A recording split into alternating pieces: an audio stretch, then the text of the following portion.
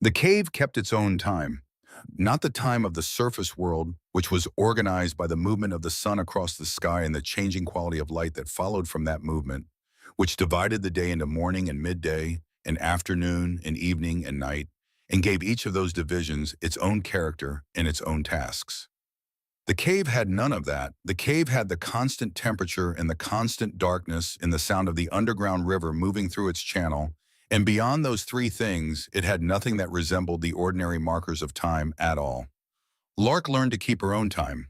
She kept it by the candles measuring the day and how many she burned and when using them deliberately rather than constantly, because the supply was not infinite and the cave could not replace them when they ran out. She kept it by hunger and by sleep, by the rhythms her body maintained independent of light or season. She kept it by the work, which was the most reliable measure of all, because work that needed doing announced itself at intervals that did not depend on what the sky was doing above the hill. In the first days she explored. She did this systematically the way she had always done things that needed to be done thoroughly, taking each passage in turn, following it to its end, or its limit, marking her route on the walls with a piece of chalk she found in the wreckage of the Ketchum cabin's main room during her first foray to the surface. The chalk marks were small and inconspicuous. They were for her navigation and no one else's, and she made them with the economy of someone who understood that there was no need to make them larger than their purpose required. The cave was larger than the first hours had suggested. It extended into the hill in three main directions from the central chamber, each direction offering its own character and its own gifts. The passage to the north was the longest, dry, and constant in its temperature, the walls showing the accumulated work of water that had moved through it in some geological past before finding a different route. It ended in a wall of flowstone after perhaps 200 feet, but along its length it offered three natural alcoves of useful dimensions, sheltered from the river's moisture and stable in a way that made them good for storing things. The passage to the west opened into the formation chamber, which was the most extraordinary space in the system, and which she spent a full candle in on the third day, moving through it slowly, with the light held up at various angles to understand what the darkness contained. The formations were extraordinary by any measure. Columns of calcite had been building themselves from floor and ceiling simultaneously for periods of time that her mind could not fully process, growing at rates measurable in fractions of an inch per century, reaching toward each other with the patient certainty of things that do not experience impatience, because they have never been in a hurry and have never needed to be. They caught the candlelight and held it and returned it, changed the white of them, turning gold and amber in the flame, the shadows between them deep and absolute and alive with the movement of the light. She had grown up in the Ozarks. She had always understood in the abstract way of someone living over something that the hills were full of such spaces. Understanding it and standing in it were two entirely different things. The eastern passage, which she had to climb 12 feet of natural limestone staircase to reach, led eventually to the surface entrance that Idell had described, the opening on the eastern slope of the ridge, overgrown and low and invisible from the ordinary routes that people traveled near the old Ketchum homestead. She confirmed this on the fourth day, pushing through the dead brush that had established itself across the opening to stand in the thin winter light of the hillside, looking down the slope toward the abandoned buildings 200 yards below. The Ketchum homestead. She went to it on the fifth day in the late afternoon, when the light was going and the probability of another person on that side of the ridge was as low as it was likely to get. The cabin was the worst of the three structures, its north roof boards missing its floor, soft in the corner, where the weather had gotten in over 10 years of no one patching what needed patching. She did not plan to live in it. She was looking at it the way she looked at everything now, with the specific practical eye of someone assessing what was available and how it could be used. The barn was better. Sound roof, solid walls, the particular durability of construction done by people who kept animals and understood that the structure protecting those animals needed to hold against whatever the Ozark weather offered. She went through it with the candle and took an inventory of what it contained, which was considerable. Tools on the wall hooks, rope in organized coils, a mattock, an axe, two hoes with dried but functional handles, things that a family had put where things belonged and that had stayed there through 10 years of no one moving them. The root cellar was behind the barn, built into the hillside in the old way, dug deep and walled with mortared limestone and covered with a timber frame and earth. the door swollen in its frame but yielding when she put her shoulder to it with enough sustained force. The smell that came out when it opened was the smell of earth and old wood, and the particular mineral quality of preserved food that has been sealed in cool darkness for a long time. The stores were still there, not all of them. 10 years had taken a toll on the things that time and cold and rodents could affect. But the Ketchum family had put up provisions with the thoroughness of people who took winter seriously, and what remained of a decade-old surplus was still substantial. Sealed mason jars whose lids had held, dried beans and cloth-wrapped stores that the mice had not entirely penetrated, a crock of cured meat sealed under a solid inch of hardened fat that had done its work, dried corn in a barrel, salt. She made 4 trips between the root cellar and the cave's eastern entrance that first afternoon, carrying what she could each time, moving steadily on the hillside in the gray winter light, aware of the possibility of being seen and managing that awareness without allowing it to prevent necessary work. The ridge above blocked the sight line from the valley road. The overgrown state of the Ketchum property provided additional cover. She was as invisible as the situation permitted, and she worked with the time she had. The cave received everything she brought into it. She organized the stores in the northern alcove with the systematic care of someone who understands that organization is not a luxury in conditions of limited supply, but is itself a form of survival, that knowing what you have and where it is and in what quantity it exists is the foundation on which every subsequent decision rests. She stacked the mason jars by content and condition. She stored the dried goods on the highest available surface where moisture could not reach them. She hung the rope and the tools on projections of limestone that served as hooks. She built a fire pit on the western ledge of the main chamber, ringed with stones she carried from the passage floor. She tested the ventilation the first evening, the fire catching and the smoke rising to the ceiling, and finding the passages that led out of the chamber, the ventilation Idell had described, working exactly as she had described it, the smoke dispersing into the cave's upper reaches and finding its way to the surface through cracks and openings that Lark would spend months locating and mapping. She built a pallet on the ledge using materials salvaged from the Ketchum cabin, the dry goods she could not eat, and the cloth she found in an old trunk in the barn that had survived in serviceable condition. On the 10th day, she sat on the ledge by her fire and ate heated beans from a Ketchum jar and looked at the formation chamber entrance across the main chamber where the candlelight caught the edge of a calcite column and turned it to gold. And she thought about what she had done and what she was doing and what she intended to do. She was alive. She was warm. She was fed. She was alone in a cave in the Ozark Hills, and every person in the valley on the other side of the ridge believed she was dead. And this was exactly the situation she had chosen and the situation she needed. And there was nothing about it that was simple or comfortable, but simple and comfortable had not been the available options. The loneliness was the thing she had not fully calculated. She had understood it intellectually. She had known before she went into the river that the life on the other side would be solitary, that the necessary secrecy of her existence precluded the ordinary social texture of a life lived among people who know you. She had known this and had assessed it as an acceptable cost. The knowing and the experiencing were different in the way that understanding the cold from inside a warm cabin and standing in the cold are different, the same information delivered through completely different mediums. The first winter was the hardest, not because of hunger, which the stores managed adequately, and not because of cold, which the cave's constant temperature prevented in any serious form.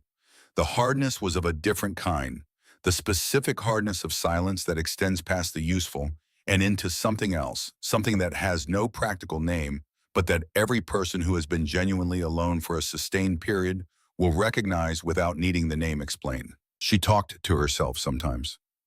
Not the continuous narration of someone losing their grip on the line between internal and external.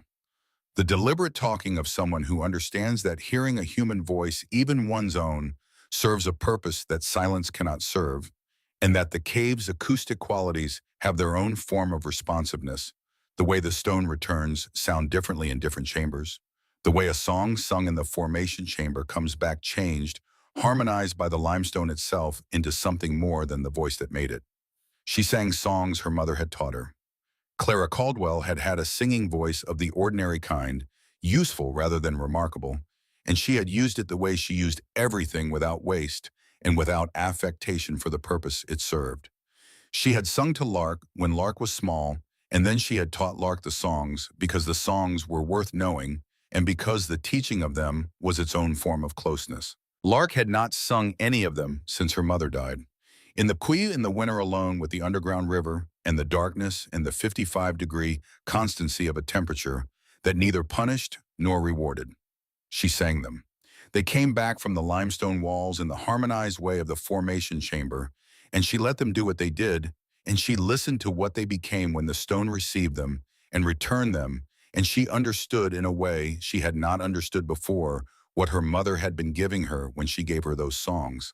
The second winter was easier, not because the loneliness was gone, because it was not gone and would not be entirely gone for the duration, but because the second winter had the quality of a familiar difficulty rather than a new one, because she had been through it once and understood what it was and knew how to work with it rather than against it. She had learned to fill the hours with work that was not strictly necessary, but that served the same purpose that unnecessary work has always served, which is the purpose of occupying the mind with something that makes a demand of it and thus prevents the mind from making demands of itself.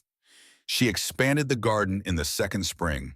The first garden had been modest, planted in the cleared ground near the Ketchum barn in the pre-dawn and late evening hours, harvested with the care of someone who could not afford to waste what they grew, and who moved on the hillside with the deliberate inconspicuousness of a person who does not wish to be seen. The second garden was more ambitious. The cleared area doubled additional beds prepared with the guano from the formation chamber, mixed into the soil in the way she had worked out through the first summer, the specific richness of material that had been accumulating in the cave's upper reaches for centuries, providing the garden with a fertility that ordinary Ozark hillside soil did not possess. She was a ghost in the surface world, and she used this condition the way it could be used. Idelle came in February of the first year, appearing at the eastern entrance with a bag and the information that her coming communicated, before any word was spoken, the information that someone in the above-ground world had not forgotten that Lark Caldwell existed. She brought news. Fletcher had come back from Springfield on the Friday after the drowning to find Josephine's account of it waiting for him, assembled and ready, the story told with the specific completeness of someone who had prepared it in advance of the audience for it. He had gone to the river. Idelle described this, carefully choosing what to include and what to set aside, and Lark listened to the choosing as much as the content, and understood from the choosing that what was being set aside out of consideration rather than out of deception. He stood at the bank for a long time, Idelle said, looking at the footprints. He didn't speak that day, didn't speak for 2 days after. Lark said nothing. He held a service for you at the church, Idelle said. He was in the front pew. He held himself together throughout it, and then he went home, and Mabel was there with her sons, and that was that. That was that, Lark said. It was not an expression of grief, though grief was present in it. It was a statement about the mechanics of things, about how situations settled into their shapes when the initial disturbance of them was over, and the people in them had adjusted to the new arrangement. What about the land? Lark asked. Idelle's expression changed slightly, the change of someone moving from easier information to harder. She has Reuben working the south field, Idelle said. Told your father the boy needed the practice and the land needed tending. He accepted this. He accepted it, Idelle confirmed. He is not a man who fights well when he is grieving. Lark looked at the fire. She knew this about her father. She had watched it in the years after her mother died, the way grief had reorganized him, had moved his capacities into different arrangements, had made certain things difficult that were ordinarily accessible. Mabel had arrived during that reorganization and had established herself inside it, and by the time Fletcher had moved fully through his grief, the establishment was complete, and the cost of undoing it was higher than he was willing to pay.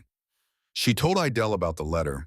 She told her what it said and what it meant, and why she had kept it, and what she intended to do with it eventually when the conditions were right. Idelle listened to all of it. Keep it dry, she said when Lark finished. Keep it exactly where it is and keep it dry. I have, Lark said. I will. Idelle looked at her. You understand that the letter alone is not enough. I understand. A letter in a cave is not testimony. A woman standing in a room is testimony. You will need to be a woman standing in a room. I know, Lark said. I'm not ready to be that woman yet. There are things that need to happen first and things I need to become. She looked at the fire. But I will be. Idell looked at her for a moment with those winter sky eyes. She came again in spring and then in the summer, and then before the second winter set in, bringing what she brought each time: food she could not grow herself and news that she could not get any other way. Lark began keeping a record of the news, a ledger she made from paper she found in the Ketchum cabin, writing down what Idell reported, and when building a documented account of the situation on the other side of the ridge that grew more detailed with each visit. It was in this ledger that the first entry about what Mabel was doing with the land appeared. Idell had seen it at the county clerk's office, had gone there for another purpose, and had noticed the filing. A transfer of use rights to the South Field from Fletcher Caldwell to one Reuben Pruitt, effective as of that date. Witnessed and recorded in the proper legal form. Use rights, Lark said. Not ownership, Idell confirmed. Not yet. But it is the first step in a sequence that has a direction. Lark wrote it in the ledger: the date, the nature of the transfer, the name of the witnessing attorney who was not local, who had been brought from somewhere else specifically for the purpose. She was beginning to understand the architecture of what Mabel was building. It was not crude. It was not the work of someone who had acted in haste or without forethought. It was the work of someone who had been building this particular kind of thing before, in some other place, with some other family, who knew how the sequence worked and how long each step required and how to make each step appear in isolation, like something other than what it was part of. The letter in the bottom of the bag, the name Mabel Greer on the envelope, the lawyer from Nashville who had written about a living husband in 1851. The woman who had arrived in this valley in 1852 with a new name and 3 sons, in a story about being widowed that was, Lark now understood, a story she had told before, had perhaps told in more than one valley to more than one man, and that had never been successfully challenged because the people she told it to had not had the specific combination of evidence and circumstance and need that Lark now possessed. She thought about this in the second winter in the formation chamber, with a single candle burning in the still air, the light turning the calcite columns to gold and the shadows deep between them. She thought about what it would require to undo what Mabel had done. Not just the letter. The letter was the foundation, the load-bearing element of the case, but a foundation without a structure on top of it was just a slab in the ground. She needed the letter, and she needed the ledger, and she needed herself a living woman who could stand in a room and say what she knew and be believed, and she needed to be believed by someone with the authority to act on what they believed. She needed a judge, not the county justice who was a local man with local connections and who had been in Cedar Hollow long enough to have relationships with everyone in it, including possibly Mabel, who had been in Cedar Hollow long enough herself to have worked on whatever relationships were worth working on. She needed someone with standing above the local, someone whose authority derived from a source that local influence could not easily reach. She thought about this for a long time in the formation chamber and in the main chamber, and in the nights when she lay on the pallet and looked at the cave ceiling and let the problem work on itself in the part of her mind that did its best thinking when she was not actively directing it.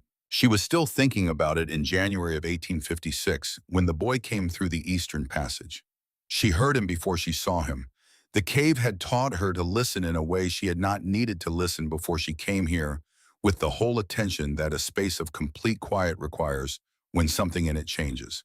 She was in the northern alcove checking the stores, and she heard the sound of someone moving through the Eastern Passage, the specific quality of an unfamiliar person, moving through an unfamiliar space, tentative and curious. Simultaneously, the sound of someone following something. Her first instinct was to take the candle and go deeper into the formation chamber, and then into the upper passage that led to the higher northern section, where she had spent occasional hours when the main chamber felt confining. She had done this once before when a child had come partway through the Eastern Passage before retreating without ever reaching the main chamber. She stood still in the alcove and listened. The footsteps continued. They had the quality not of a child's exploration, but of a young person following a specific trail, a person with a purpose rather than a wanderer. They reached the main chamber and stopped. She heard the change in the quality of the silence that happens when a person enters a larger space and understands suddenly that the space is larger than they expected.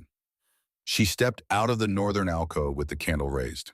He was perhaps 16 years old, standing at the edge of the ledge, above the river channel, holding a rabbit snare in one hand and looking at the assembled evidence of habitation in the main chamber, with an expression that was cycling through surprise and confusion, and something that was not quite fear, but was the precursor to it, the state that precedes fear, when the mind has not yet finished its assessment of whether fear is warranted.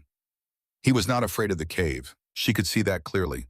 He had come this far without hesitation, and he stood at the ledge with the specific quality of someone for whom underground spaces were interesting rather than threatening. Whatever fear was forming was not about where he was. It was about what he was looking at, which was the evidence that someone else had been here before him and was possibly still here. Then his eyes found her. The expression went through several more things and arrived somewhere that she watched with the quality of attention she had developed in 2 years of having only herself to pay attention to.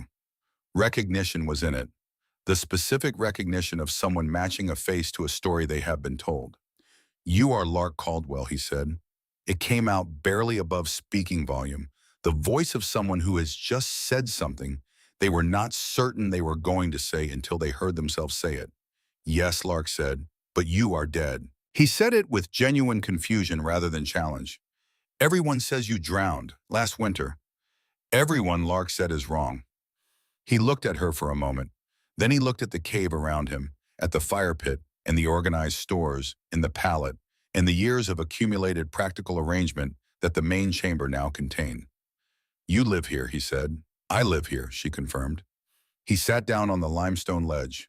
She made tea on the fire and they drank it on the ledge above the river channel, and she told him enough to explain the essential shape of things without telling him everything, because everything required more trust than a single afternoon could establish, and because she was after 2 years of complete secrecy, not yet practiced at calibrating how much of what she knew to share and with whom.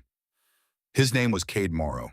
He was 16 years old and the son of farming people from the next valley far enough from the Caldwell land that the story of her drowning had reached him only in its simplified form, the version that survives the journey between communities in reduced condition, stripped to its essential elements.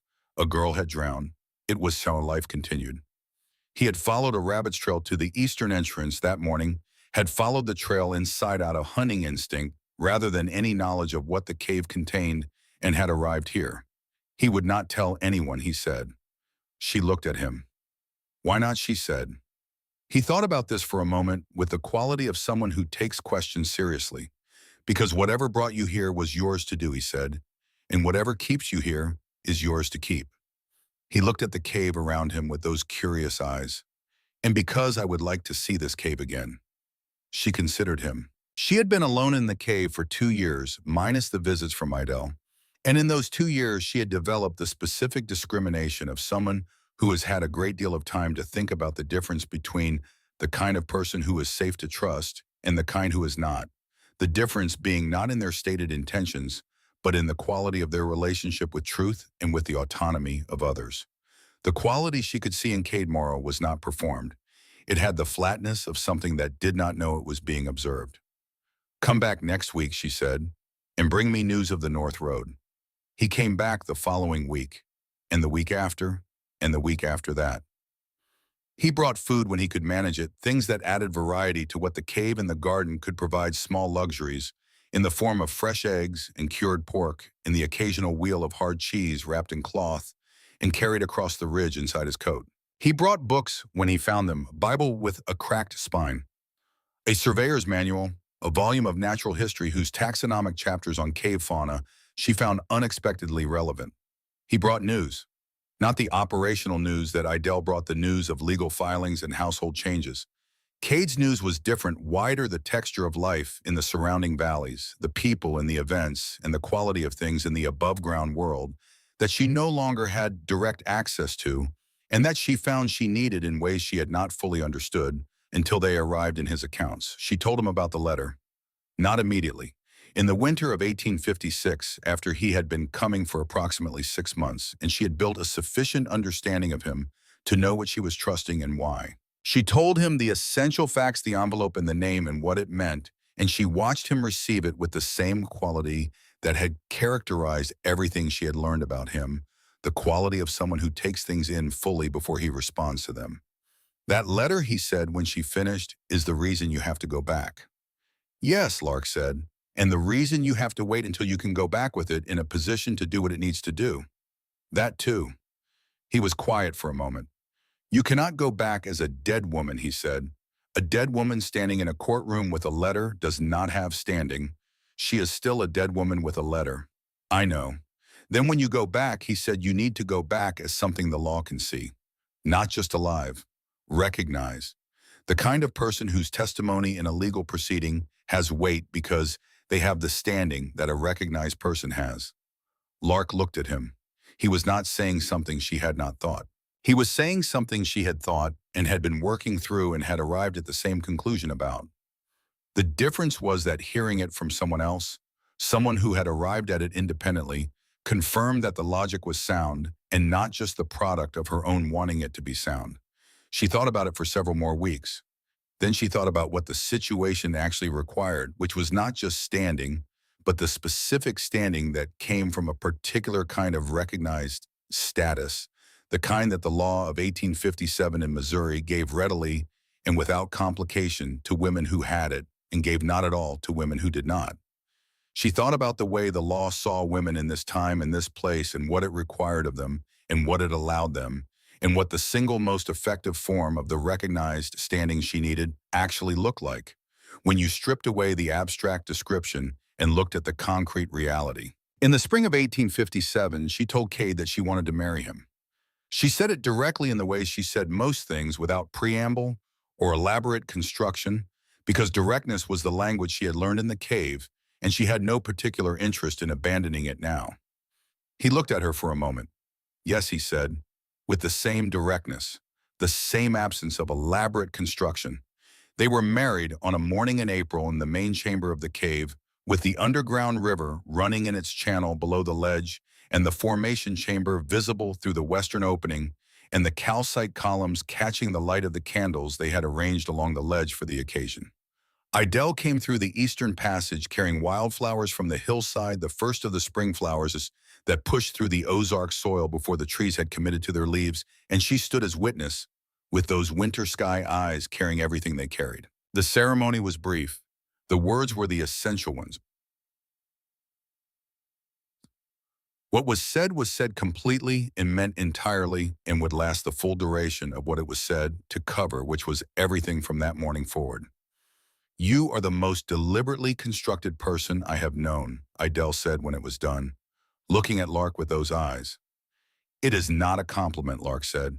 It is not meant as one, Idelle confirmed. It is meant as the truth. Then I receive it as such. The summer of 1857 was productive in the specific way of Ozark summers, when the weather cooperates hot and generative and long, the garden yielding more than the 2 previous summers, combined the root cellar filling with the harvest in a way that confirmed the expanded planting had been worth the expanded labor. Cade worked the surface during the day and came to the cave in the evenings, living the double life of someone who has 1 foot in the above-ground world and 1 foot in something the above-ground world did not know existed. He brought news in October that required her to sit down. Fletcher, he said, he is ill. She had been half expecting this, had been tracking the information about her father's declining health through what Idelle reported and what Cade observed and what the pattern of those observations suggested about direction. Half expecting did not mean fully prepared. How ill, she said. Cade's voice was careful. He fell from the wagon in September. Something in the back. He has not been right since. He is in bed most days. She sat with this. Mabel is pushing harder, Cade said. On the papers. She had a lawyer in from Springfield last week, and there was a long meeting at the house. What kind of papers, Lark said. The full transfer, he said, of the homestead. She has been building toward it for 3 years, and now she is moving to finish it. Lark understood the timing. Fletcher declining meant the window was closing. A man who was ill and in pain and dependent on the care of the woman beside him was a man in a position to sign things that a healthy man might question. Mabel had been patient, and now the patience had reached its conclusion, and she was moving to collect what the patience had been waiting for. The ledger, Lark said.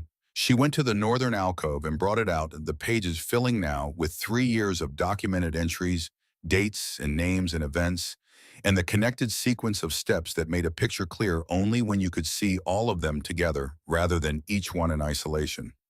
She sat on the ledge with the ledger in her lap.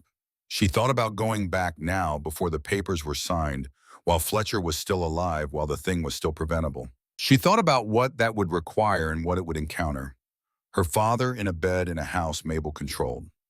Mabel's three sons, the county justice who had been signing documents that Mabel needed signed, the valley that had been watching her footprints walk into the river for 3 years and had not expected her to walk out. She thought about the letter in the bottom of the bag. She needed that letter to land in the right room in front of the right person at a moment when everything required for it to do what it needed to do was in place. She needed it in front of a judge with the authority and the knowledge to understand what it proved and the standing to act on that understanding. She needed herself to be alive and documented and recognized in the legal sense. She needed, in short, everything to be ready. It was not ready yet. "I'm not going yet," she said. Cade looked at her. "I know," she said. "I know what that means. I know what it costs. But going now without what I need would be going to fail, and failing is not acceptable, because if I fail, there is no second chance. Mabel will make sure of that." He was quiet. She looked at the ledger in her lap. "I keep every entry," she said, "every date, every name, every step in the sequence. When I go back with 4 years of documented evidence in a letter that dismantles the legal foundation of everything she has built here. I go back with a husband who can testify to my existence and my state of mind and my whereabouts over the period in question. I go back ready, or I do not go back at all." He looked at her for a long moment. Then he nodded the nod of someone who has assessed an argument and found it sound and is accepting it even though the acceptance is not comfortable.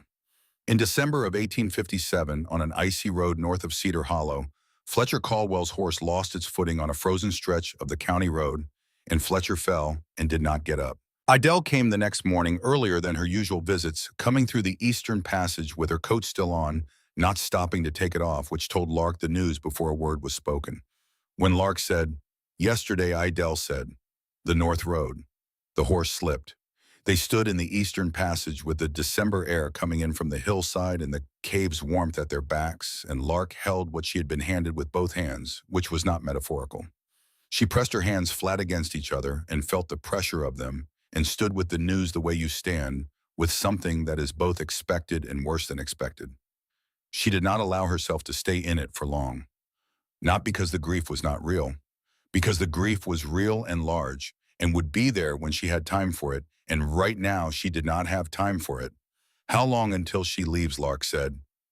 Idelle's face said she had already thought about this. "She is moving quickly," Idelle said. "There is a man from Kentucky she has been in correspondence with. A widower.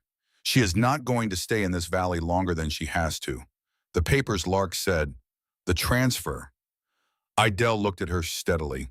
"She filed them this morning. The full transfer. The homestead and everything on it to Reuben Pruitt recorded with the county clerk." "The same morning Fletcher was buried," Lark said. For Idelle said, "Before the burial." Lark looked at the cave wall.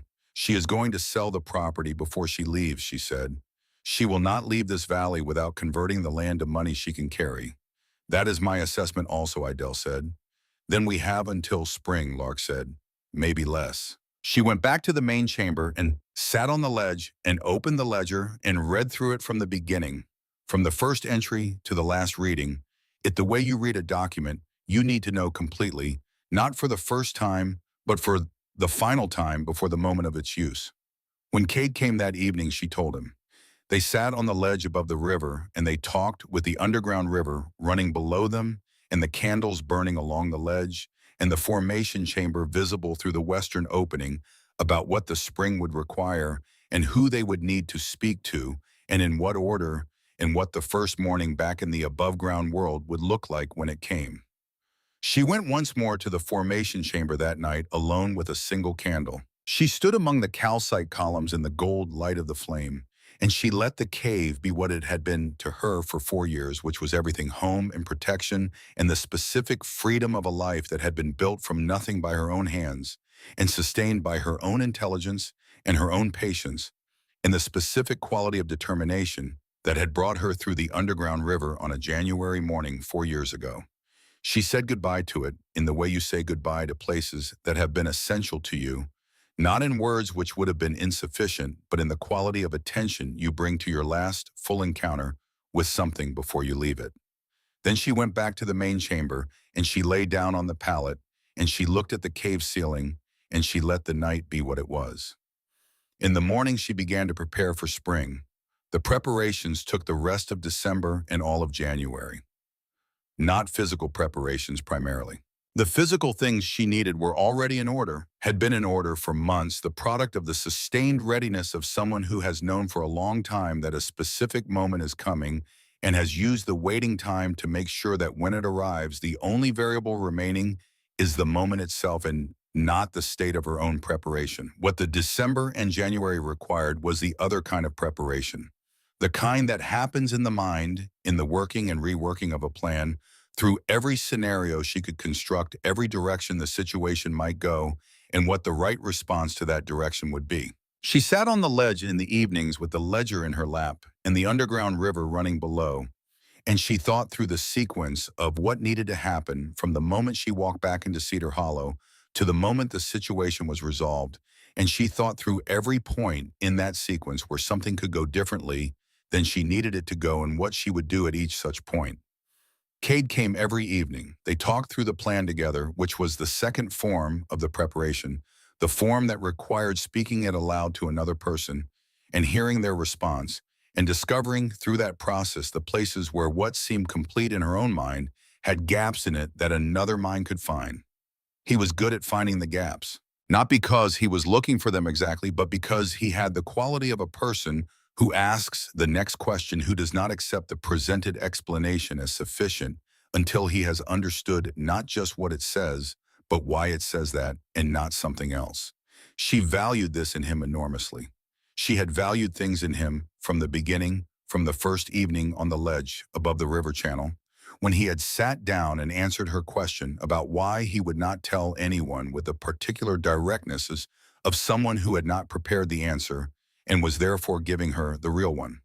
Over the months and the years of his coming, she had added to the accounting of what she valued, building it with the slow accumulation of specific observations, the way the cave built its formations, one deposit at a time, each one small, and each one contributing to something that became over sufficient time, its own kind of permanent structure. She trusted him with her life. This was not a metaphor. This was the literal condition of her situation, and she held it with the clarity that the literal condition deserved. They argued once in January. She did not call it an argument because she did not like the word's implication of unresolved heat. It was a disagreement, substantive and productive, about the question of whether to contact Judge Whitmore before she appeared in Cedar Hollow, or to appear first and contact him afterward.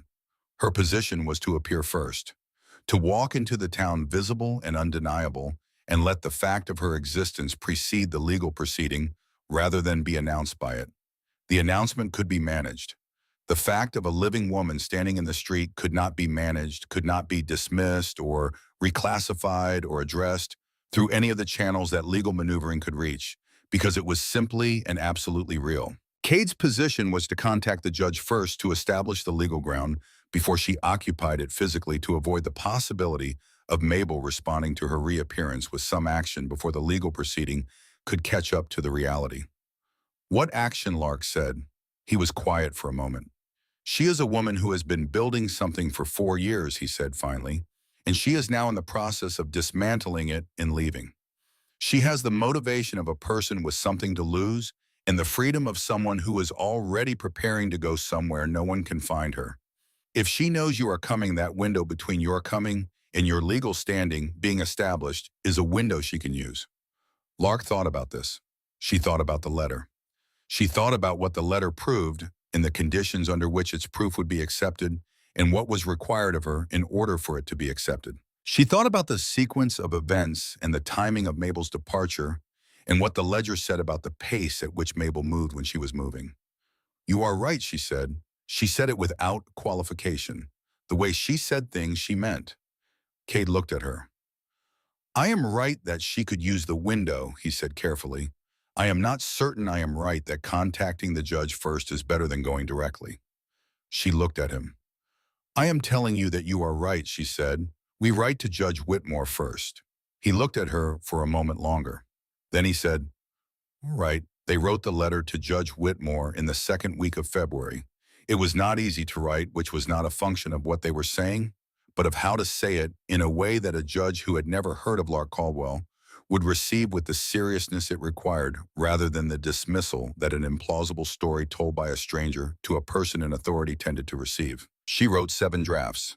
Not because the facts changed between drafts, but because the arrangement of the facts needed to do specific work on a specific reader, and the arrangement that did that work most efficiently took 7 attempts to find. The final letter was 3 pages. It stated the facts of her situation without embellishment and without the kind of appeal to sympathy that a person making an extraordinary claim sometimes employed in lieu of the evidence they did not have. She had evidence. The letter stated what the evidence was and why it was material to the legal question of the property transfer she was challenging. It named the document she had found and what it showed and when it had been written. It named the ledger and what it contained and over what period of time it had been compiled. It asked for nothing except a meeting. Cade carried the letter out through the surface world and sent it through the county postal service to Judge Aldous Whitmore's office address, which he had obtained on one of his trips to the county seat on ostensibly ordinary business. And then he came back to the cave and they waited. The response came in 3 weeks, which was faster than she had expected. It was a single page written in the controlled hand of a professional who expressed himself in the minimum number of words the content required. It said that he had received her letter and had found its contents sufficiently specific to warrant the meeting she requested. It named a date and a time and a location, a room in the county courthouse in Cedar Hollow private, and not on the docket. It said that he had made no other arrangements and taken no other action pending that meeting, and that he expected her to attend in person. She read it twice. The handwriting was even.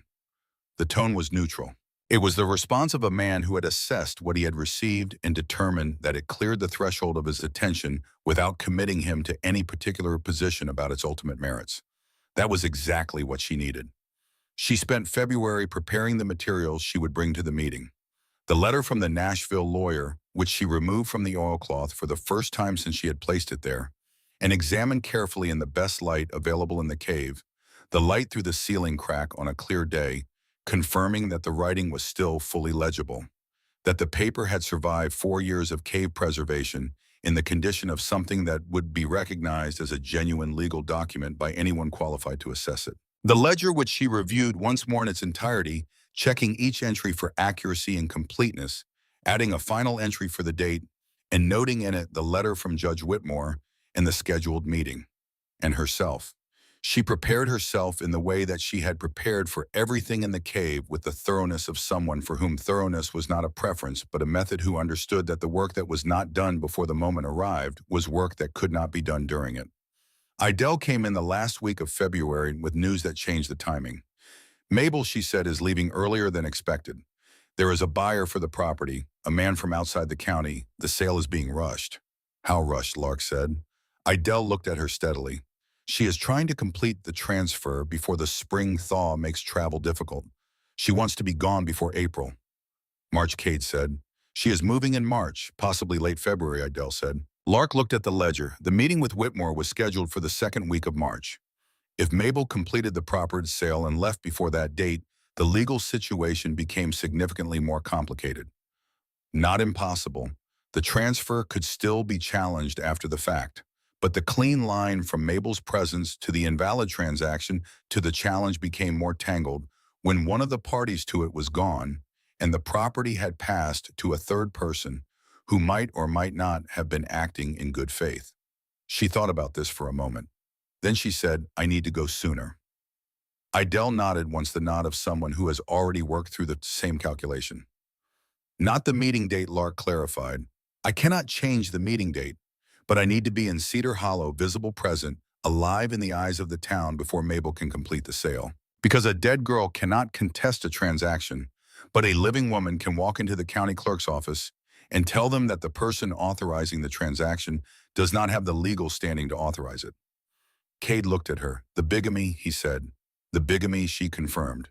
The moment I am standing in Cedar Hollow as a living woman, the moment the clerk and the town and anyone else who matters can see me and confirm I exist, I can go directly to the county clerk and state that the property transfer from my father's estate is being processed by a woman who was not legally married to my father and therefore has no claim on his estate. I do not need the judge for that part. I need the judge for the part that comes after when the challenge is made and the documentation needs to be examined by someone with the authority to rule on it. She looked at the ledger. The appearing is separate from the legal proceeding. The appearing just needs to happen before the sale is completed. When Cade said, she looked at him, she looked at Idell, now she said, she meant the next morning. That evening she packed what she was taking. Not much. The letter in its envelope inside the oilcloth inside the bag. The ledger wrapped in the same oilcloth. The clothes she had prepared for returning to the surface world. Her mother's hairbrush, which had been in the bag since the morning she left the cabin, and which she had kept in the specific way you keep things that are not useful in the ordinary sense, but whose presence is necessary in a way that exceeds ordinary usefulness. She left the other things. The stores organized in the northern alcove, the tools on their limestone hooks, the pallet on the western ledge, the fire pit with its ring of stones. 4 years of accumulated practical arrangement, the accumulated evidence of a life built in a place that had never expected to hold one built with patience and intelligence, and the specific stubbornness of someone who had decided that the cave was not a defeat but a choice, and had lived in it as a choice rather than as a defeat, and had become in the living of it someone that the girl who had walked into the river would not quite have recognized. She went through the formation chamber one more time. She held the candle up in the still air of it and turned slowly and looked at the calcite columns in their gold light, and she let the cave be entirely present to her in the way that things you are leaving for the last time can be present if you allow them that quality of attention. She had not been brought here. She had come here. There was a difference, and the difference was everything. She blew out the candle. In the morning before the light was full, she and Cade went through the eastern passage and out onto the hillside. The March air hit her face with the specific quality of March in the Ozarks, the quality of a season that is not yet committed, but is inclining toward warmth that carries the smell of thawing earth, and something else, something that is not quite the smell of a specific thing, but is the smell of change of one condition ending and another beginning. She stood on the hillside for a moment. The valley below was still in shadow. The farms and the road and the town at the valley's center laid out in the gray pre-dawn quiet of an early morning before the world had fully started itself.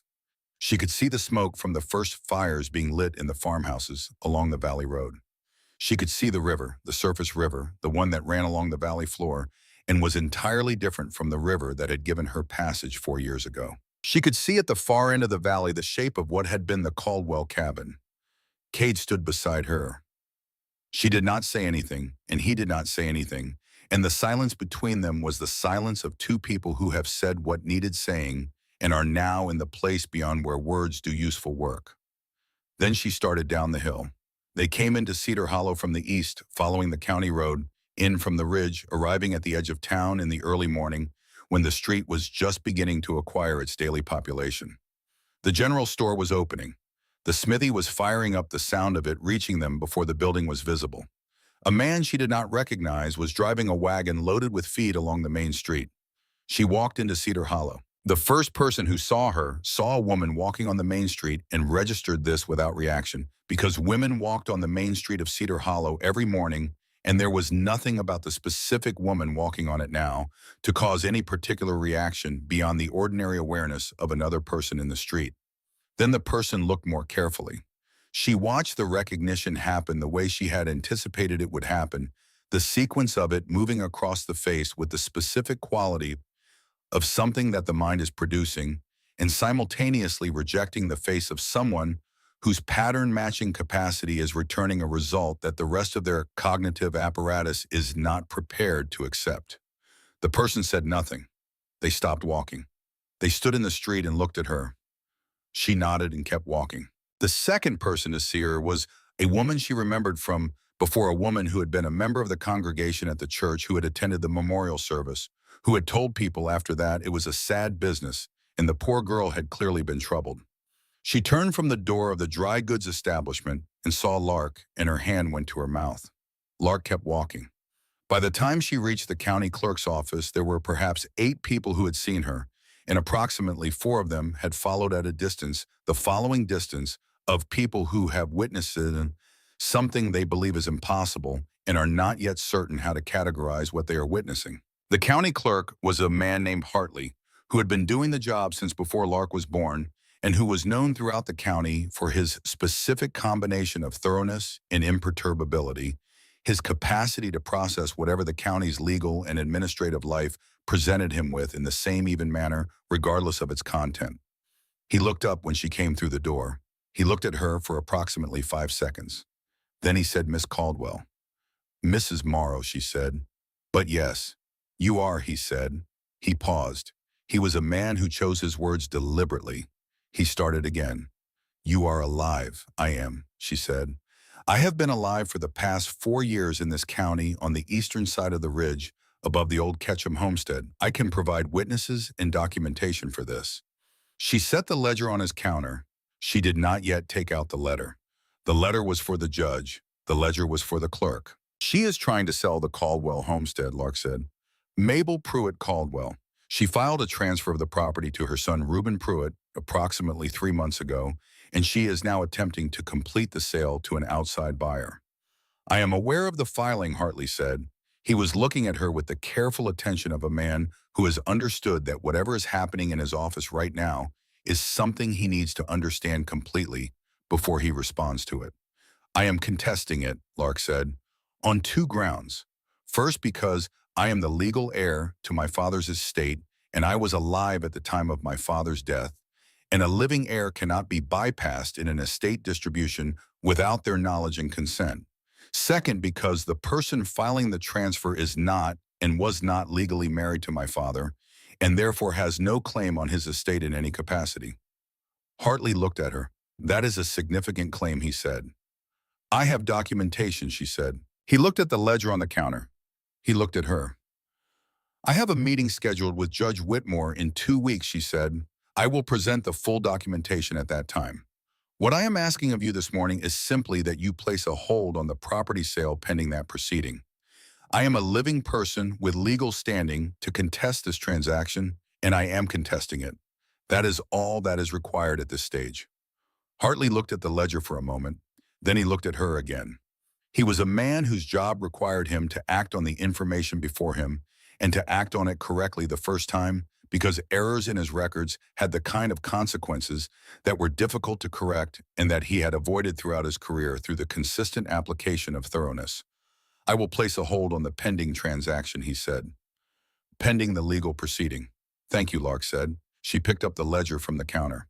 She turned and walked out of the clerk's office and into the main street of Cedar Hollow, which had acquired considerably more people in the time she had been inside, people who had apparently received some form of the information that was moving through the town with the speed that information moves in small communities when it is sufficiently remarkable.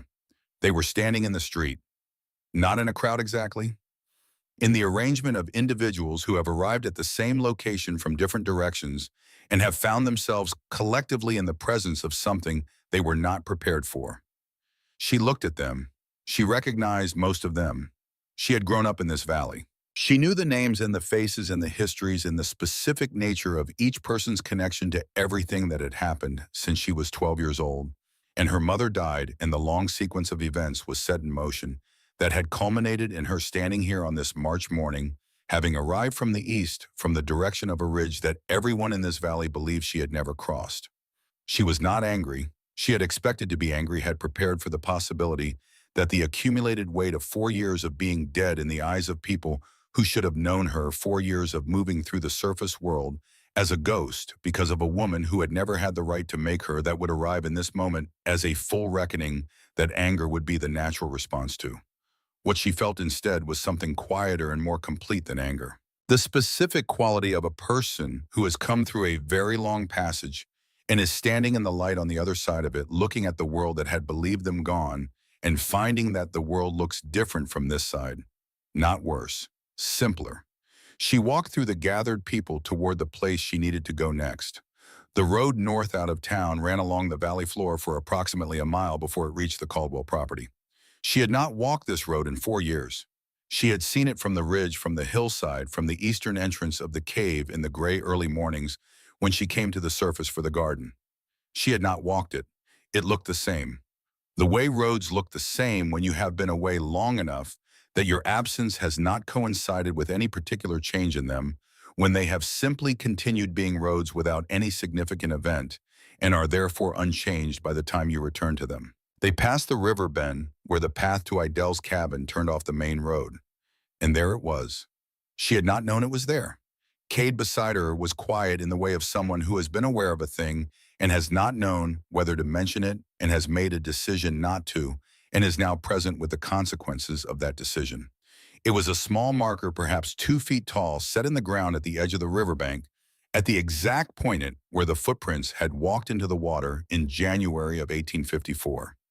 Someone had placed it there, had driven a wooden post into the frozen bank and painted the words on it in the careful lettering of someone who was not a professional sign maker, but was doing the work with as much care as they possessed. In memory of Lark Caldwell, it said, 1837 to 1854, may she rest. She stood and looked at it. The river moved past the bank with the indifference of rivers carrying everything it received without commentary or preference, the same river that had received her 4 years ago and had taken the false record of her death and had delivered her through the underground passage to the other side. She stood at the bank where her footprints had walked into the water. She was alive, not in the abstract sense of breathing and functioning, though those things were also true. Alive in the specific sense of a person who has made choices in full knowledge of what they cost and has arrived at the far end of those choices and is standing in the place the choices were made to bring them to. She looked at the marker for a long moment. Then she looked at the river. Then she turned and walked north toward the Caldwell property, toward whatever was waiting there. The cabin looked smaller than her memory of it. This was the reliable effect of returning to the places of childhood, the way scale reduces in memory, to the proportions of the person who originally experienced it and then reveals itself in reality to have always been ordinary. She stood at the edge of the yard and looked at the structure that had been the entire physical world of her first 17 years, and she registered its ordinary dimensions and its ordinary condition. And the oak tree at the south corner that had grown in the 4 years she had been gone, the increased circumference of its trunk, the one visible record of the passage of time in a yard that was otherwise much as she had left it. The wagon was in the yard. It was a loaded wagon, the wagon of a household in the process of being moved furniture and household goods, arranged in the bed with the efficient practicality of someone who has done this before and knows how to make the most of the available space. 3/4 loaded, Lark assessed, not complete.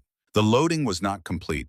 Mabel came out of the cabin door. She was carrying a wooden box, one of the boxes that Lark recognized from the kitchen. The box that had held her mother's good dishes, the ones brought from wherever Clara Caldwell had come from before she married Fletcher, and that had sat on the kitchen shelf as evidence that her mother had once been a person with a history prior to this valley and this cabin. Mabel stopped when she saw Lark. The box in her arms was still in her arms. She did not drop it. She was not a woman who dropped things, not even in moments of significant surprise. She held it and she looked at Lark across the yard with the expression of someone running a very rapid calculation. "Put the box down," Lark said. Her voice came out in the key she had intended, the key of something that has been decided. Not raised, not theatrical, entirely certain. Mabel set the box on the porch step. She looked at Lark with the expression she had arrived at on the far side of her calculation, the expression of someone who has assessed the field and is not yet certain of the outcome, but has identified the move that gives them the best chance from the current position. "You are supposed to be dead," she said. "I know what I am supposed to be," Lark said. "I know exactly what you arranged for me to be." They looked at each other across the yard. Lark felt Cade beside her, his presence a specific and reliable weight on her right side. She felt the bag in her hand, the ledger inside it, the letter in the oilcloth at the bottom of the bag. She felt the morning air on her face and the March ground under her feet in the 4 years of preparation that had brought her to this yard on this morning to stand exactly here. "I have been to the county clerk," she said. "The property sale is on hold pending a legal proceeding with Judge Whitmore, which is scheduled for 2 weeks from now. You will not complete this sale before that proceeding, and you will not leave this county before that proceeding, and you will have the opportunity to respond to the evidence I will present at that proceeding. She paused. I have a letter, she said, postmarked July 1851, addressed to Mrs. Mabel Greer, from a lawyer in Nashville, Tennessee, regarding your first husband, who was alive in July of 1851, who was alive when you arrived in this valley, who was alive when you married my father. She let this land. Your marriage to Fletcher Caldwell was not valid, Mabel. You were never his wife. You have no claim on his estate and no right to sell his property and no legal standing to have filed any of the documents you have filed in this county under the name Caldwell. Mabel's face was controlled. The control was extraordinary. She was a woman who had spent decades building and maintaining a specific kind of control over her face and her expression and the information they communicated. And even now, even in this yard on this morning, with a woman she had sent to her death, standing in front of her alive and documented and in possession of the one piece of evidence that dismantled everything she had built, the control held. But something moved in her eyes, something that was not calculated and not performed. You have 2 weeks, Lark said. I will see you at the proceeding. She turned and walked back out of the yard. She did not look back. 2 weeks. The 2 weeks between her return and the proceeding with Judge Whitmore were unlike any other 2 weeks she had experienced. They had the specific quality of a period that knows it is a period that has a defined endpoint, that everything in it is oriented toward where the ordinary passage of time has been reorganized by the event at the end of it. She stayed at Cade's family's farm on the east side of the valley. His parents received her with the particular quality of welcome that people offer when they are receiving someone back from a place they did not fully understand and are doing their best with the limits of their comprehension. She did not require them to understand. She required only the roof and the food and the sleep that the farm provided, and these she received without complication. Cedar Hollow managed the fact of her existence in the way that small communities manage the introduction of information that requires them to revise a settled understanding.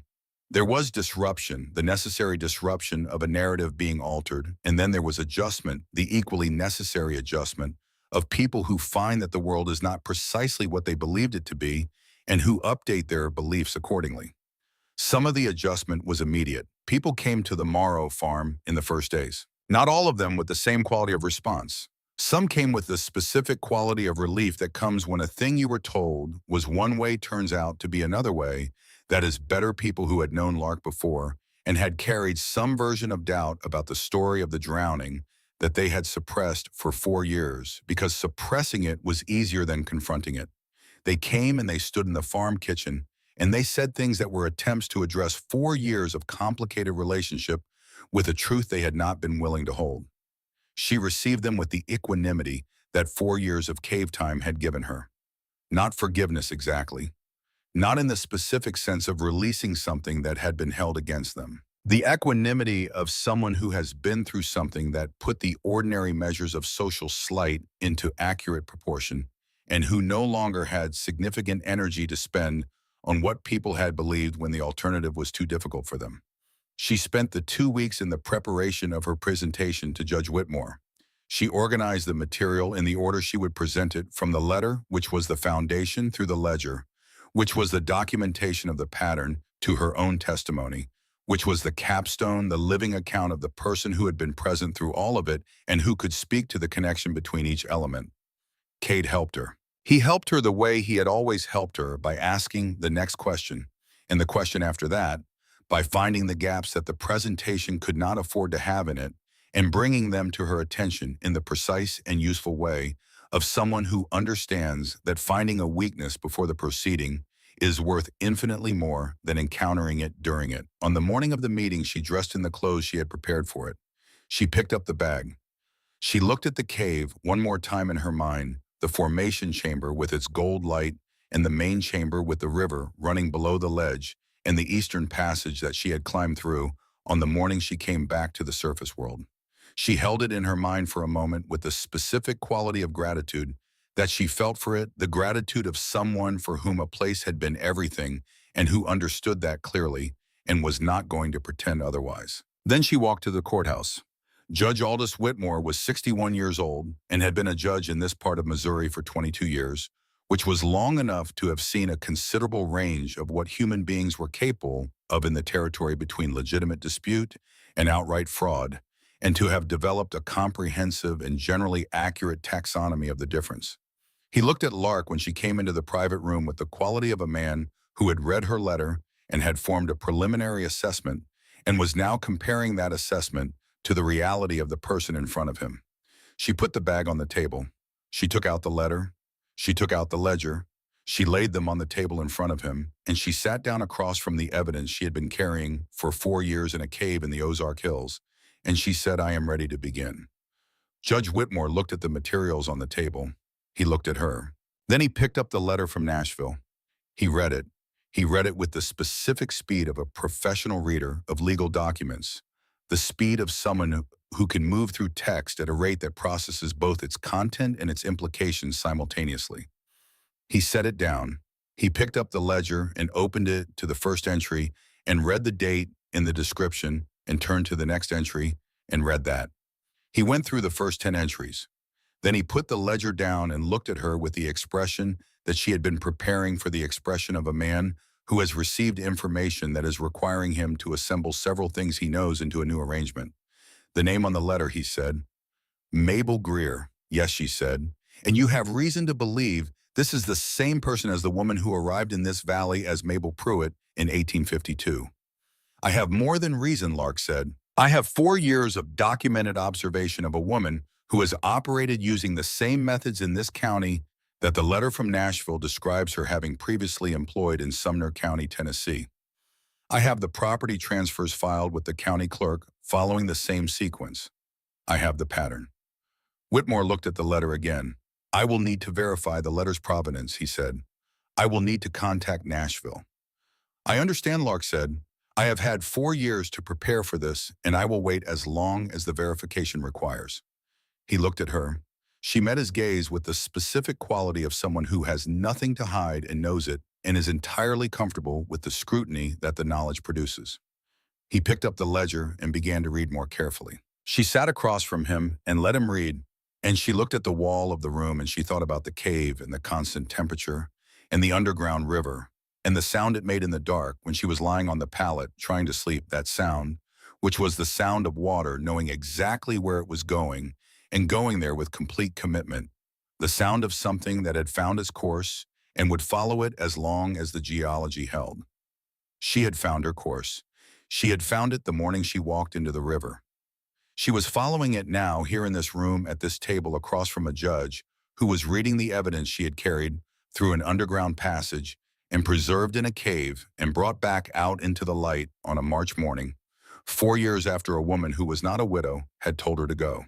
Outside the window of the courthouse, Cedar Hollow was conducting its ordinary morning business, the horses and the wagons and the people moving through the streets with the ordinary urgency of ordinary days, the town that had watched her die and was now in the process of understanding that she had not. She had not. The river had not taken her.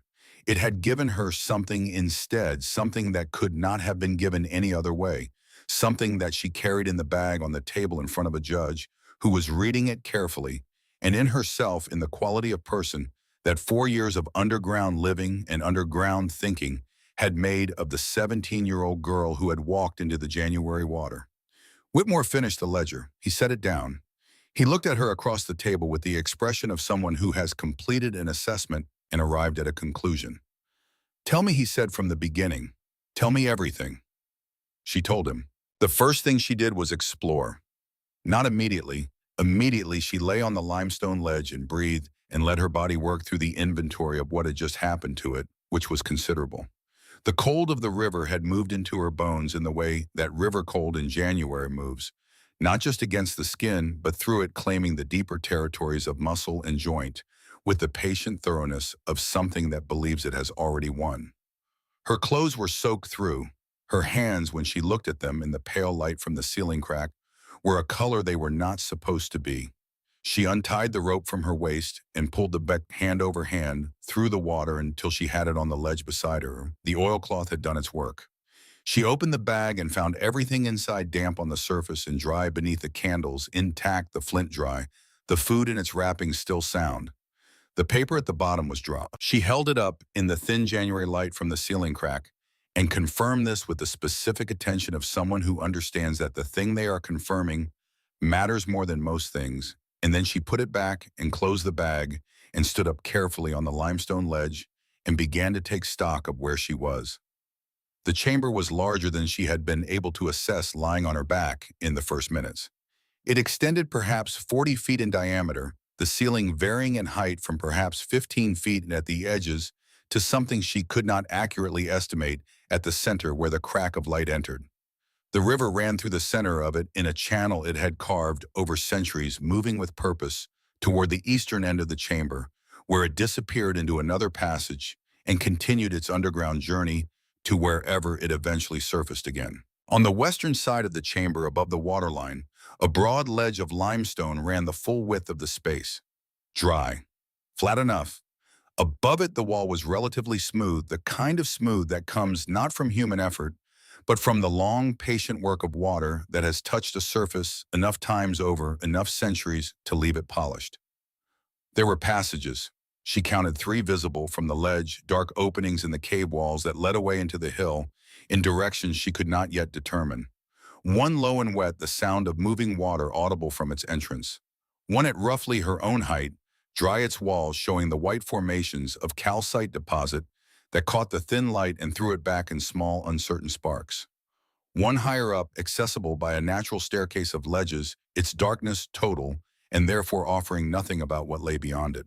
She ate something from the bag because her body required it regardless of what the rest of her was occupied with. She changed her outer clothes for the dry ones in the bag, which did not solve the problem entirely, but addressed the most urgent part of it. She spread the wet things on the ledge, where the air of the cave would work on them, with the same constant temperature that Hetty had described, the 55 degrees, that neither froze things nor warmed them to summer comfort, but held everything in a state of steady livability.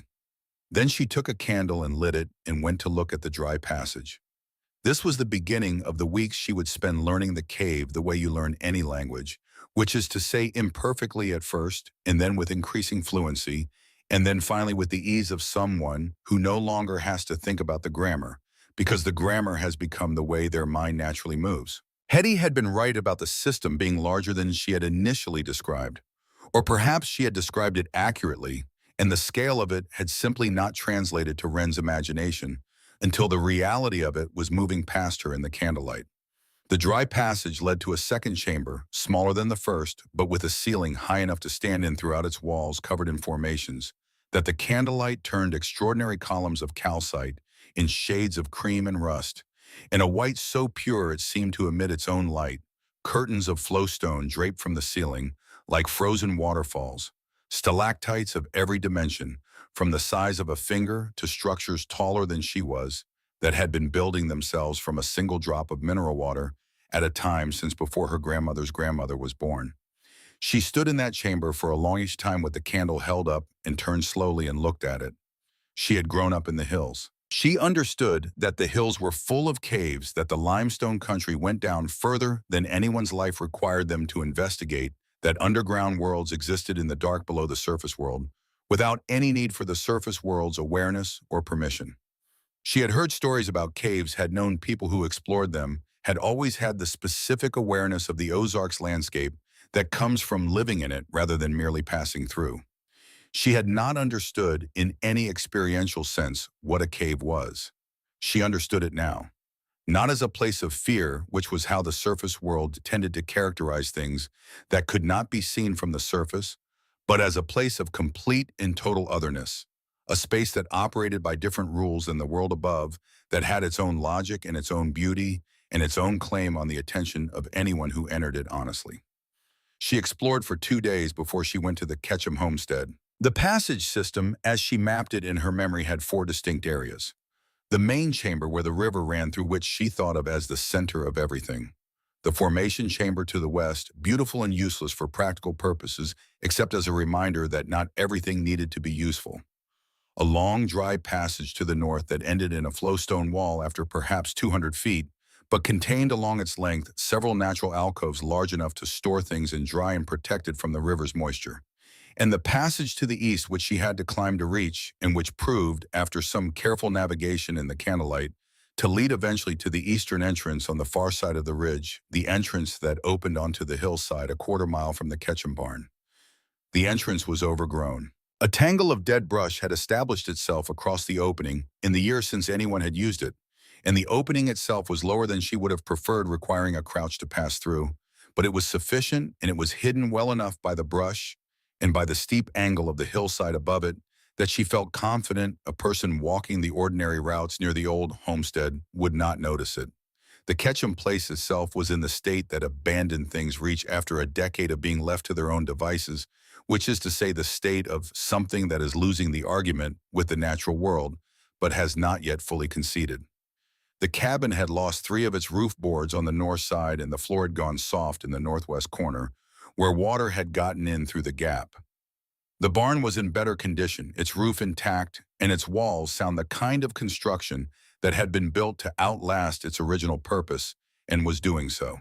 The root cellar was the best of all of it, dug into the hillside at the back of the barn, with stone walls that had not moved, and a wooden door that had swollen in its frame but yielded in when she put her shoulder against it. Inside the root cellar, exactly as Hetty had said, were the stores. 10 years of absence had taken a toll, as 10 years of absence will. Many of the vegetables that had been stored had long since resolved themselves into dust and the memory of vegetables. Several of the crocks had cracked in some long-past freeze, and their contents were unsalvageable. But the Ketchum family had been thorough in their provisions, and had put up enough variety that what remained after a decade of loss was still substantial. Sealed jars of preserved fruit that had held their seals, dried beans in wrapped cloth that the mice had not entirely reached, cured meat in a crock sealed with a layer of fat that had hardened into an effective barrier, a barrel of dried corn, salt, 2 kinds of dried herbs she recognized from her mother's kitchen, tools on the barn wall, an axe, 2 hoes, their handles dried but structurally sound, rope in coils on a hook, a mattock, a spade.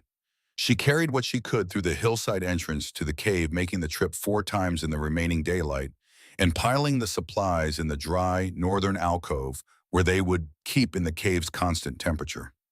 She went back for the tools on the second day and stowed them in the same alcove. She went back for the rope. She established herself in the main chamber on the broad western ledge that she had identified as the best sleeping place, as far from the river's moisture as the chamber allowed, and close enough to the formation chamber to use it as a secondary space when the main chamber felt too small. She built a fire pit of loose stones at the edge of the ledge, understanding from Hetty that the cave's natural ventilation through the various passages and the ceiling crack was sufficient to draw smoke upward and out without filling the chamber. She tested this the first evening. The fire caught and burned, and the smoke rose and moved toward the ceiling and dispersed into the passages above with a tidiness that she would never take for granted, the way you never take for granted things that could have gone otherwise. She sat by the fire on the limestone ledge of a cave in the Ozark Hills, and she ate heated preserved beans from a Ketchum jar, and she was alive, and she was warm, and no one in the world knew where she was, which was both the loneliest thing she had ever experienced and the most completely free. The loneliness came later, not immediately. In the first weeks, there was too much to do, too much practical necessity pressing on her attention from every direction for the loneliness to gain the kind of purchase it needed to do its full work. She built out the living space on the western ledge, improving it incrementally, with each day adding the things that the difference between surviving and living with some measure of sanity required. A proper pallet for sleeping assembled from the materials she salvaged from the Ketchum cabin. A system for the food stores that kept them organized and accessible. A place for the tools. A place for the candles, enough of which she had brought from Hetty's, and enough of which she found in the Ketchum cabin that she could afford to burn one through the evening hours rather than sitting in the dark after the fire burned down. The fire was important. Not just for warmth, though. The cave's constant temperature meant warmth was less urgently necessary than it would have been in the surface world in January. The fire was important because it was light in a place that the sun never reached, and light was what the mind required to remain oriented in a space where all other cues of time and direction were absent. Without the fire, the cave had no day or night.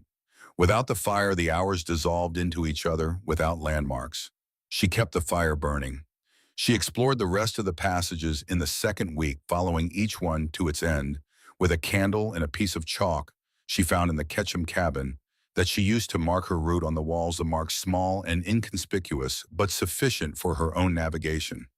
She found two more small chambers to the north that she had missed on the first survey. She found a pool in the lower passage that was fed by a seep from the aquifer below, and whose water was the clearest and coldest she had ever tasted.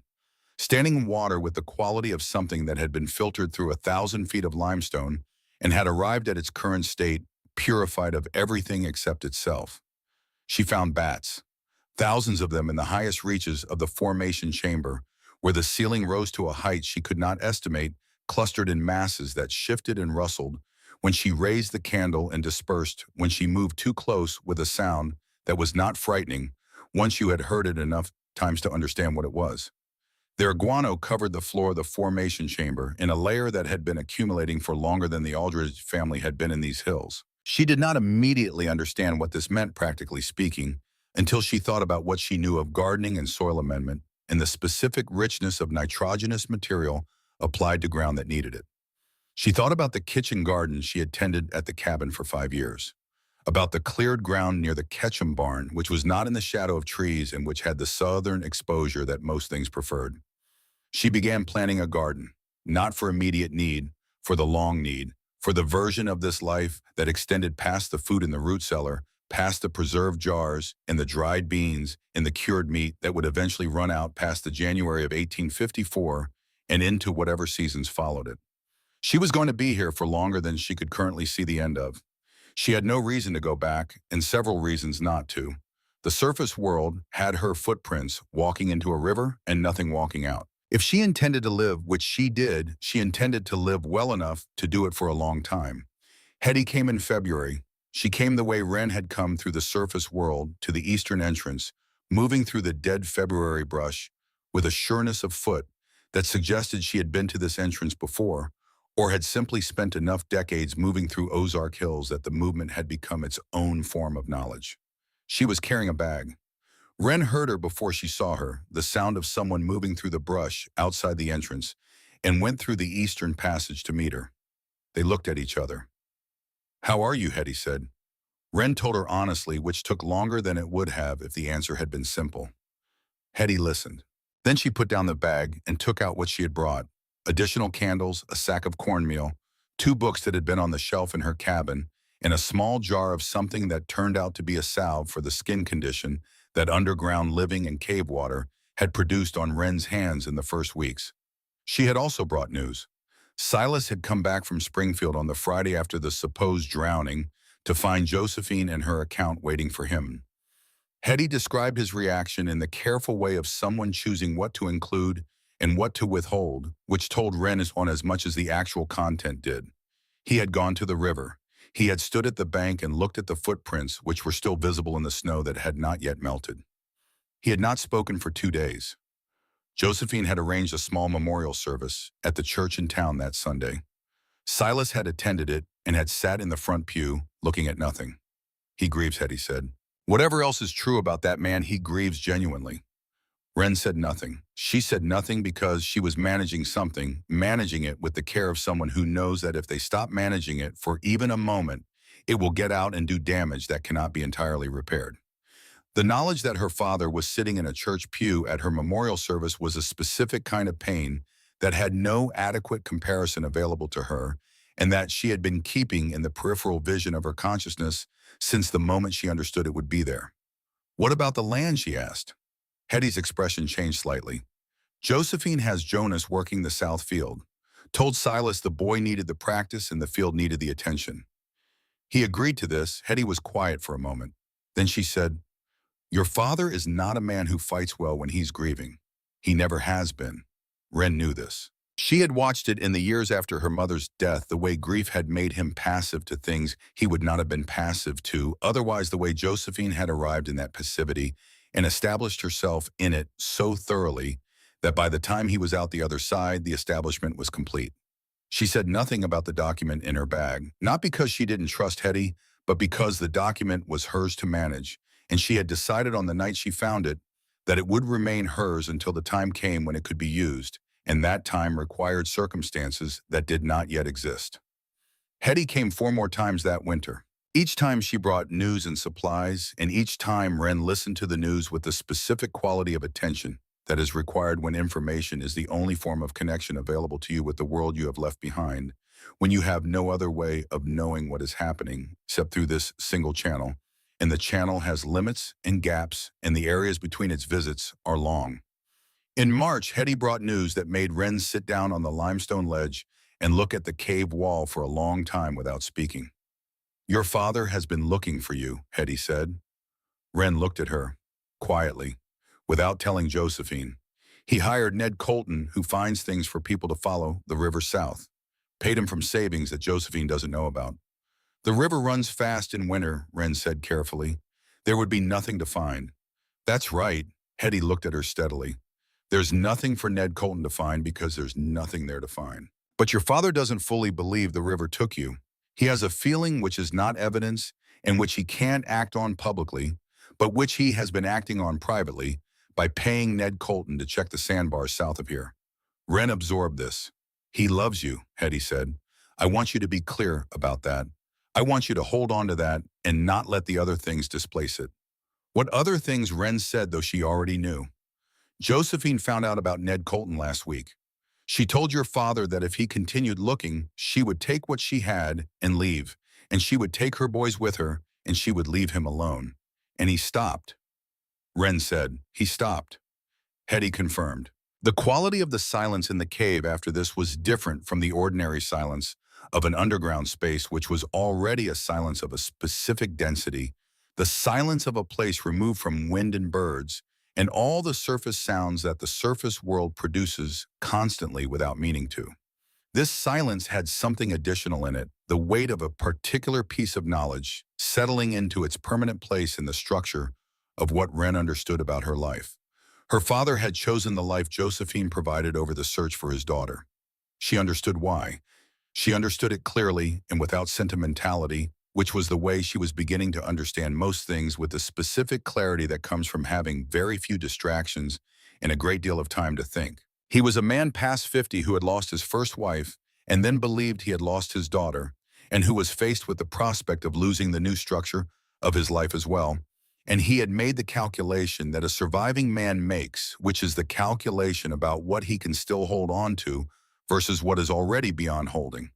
He had made the wrong calculation. She knew this. She knew it without condemning him for it, which was a more difficult thing to accomplish than simply knowing it. She kept the paper.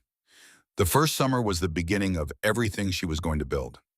She planted the garden in April, working the cleared ground near the Ketchum barn with the Ketchum tools and the guano she had hauled from the formation chamber through the Eastern Passage in a series of trips that left her arms aching and her sense of purpose entirely intact. She planted beans and corn and squash and the kitchen herbs that she knew from her mother's garden and had found the seeds of in the Ketchum stores. She planted in the pre-dawn and the late evening, working in the gray hours when the ridge above blocked the low light and she was unlikely to be visible from the valley road a half-mile away.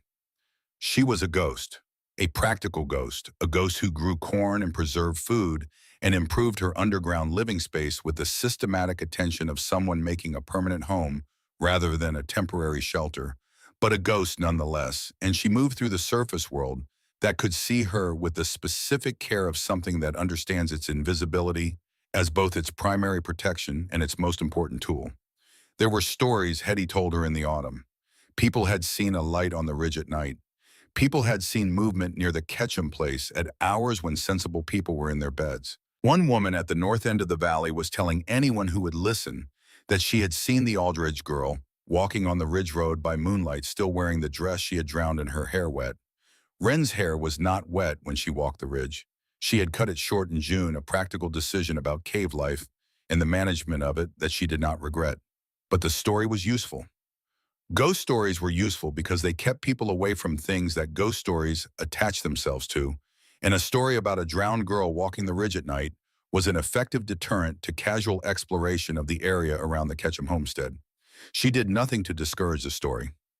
The second winter was easier than the first. She had the garden's harvest in the root cellar, now added to what remained of the Ketchum stores. She had the cave's constant temperature, and her fire and her candles, and the two books Hetty had brought that she had read enough times to have moved beyond the text and into a sustained conversation with them. She had the silence which she had ceased to fight against, and had begun cautiously and then with increasing commitment to inhabit rather than endure. She learned things about silence in that second winter that she suspected most people never learned because most people never had sufficient access to it. She learned that silence was not absence. It was presence of a different kind, the presence of the thing itself rather than the presence of commentary on it. In the surface world, experience arrived always already narrated by the sounds and voices around it, never quite able to be itself without the interpretation. In the cave in the deep winter silence with only the fire in the river and the occasional sound of water dripping from the ceiling, experience arrived unmediated. She thought about her mother in that second winter more than she had thought about her in the years since her death, which had been years of too much work and too many other people's needs to allow for the extended contemplation that grief properly required. In the cave in the winter, she could think about her mother with the full attention that her mother deserved, and she did. She thought about the hairbrush that had been her mother's, which was in the bag, which she kept near the pallet, because some things need to be near you regardless of their practical utility.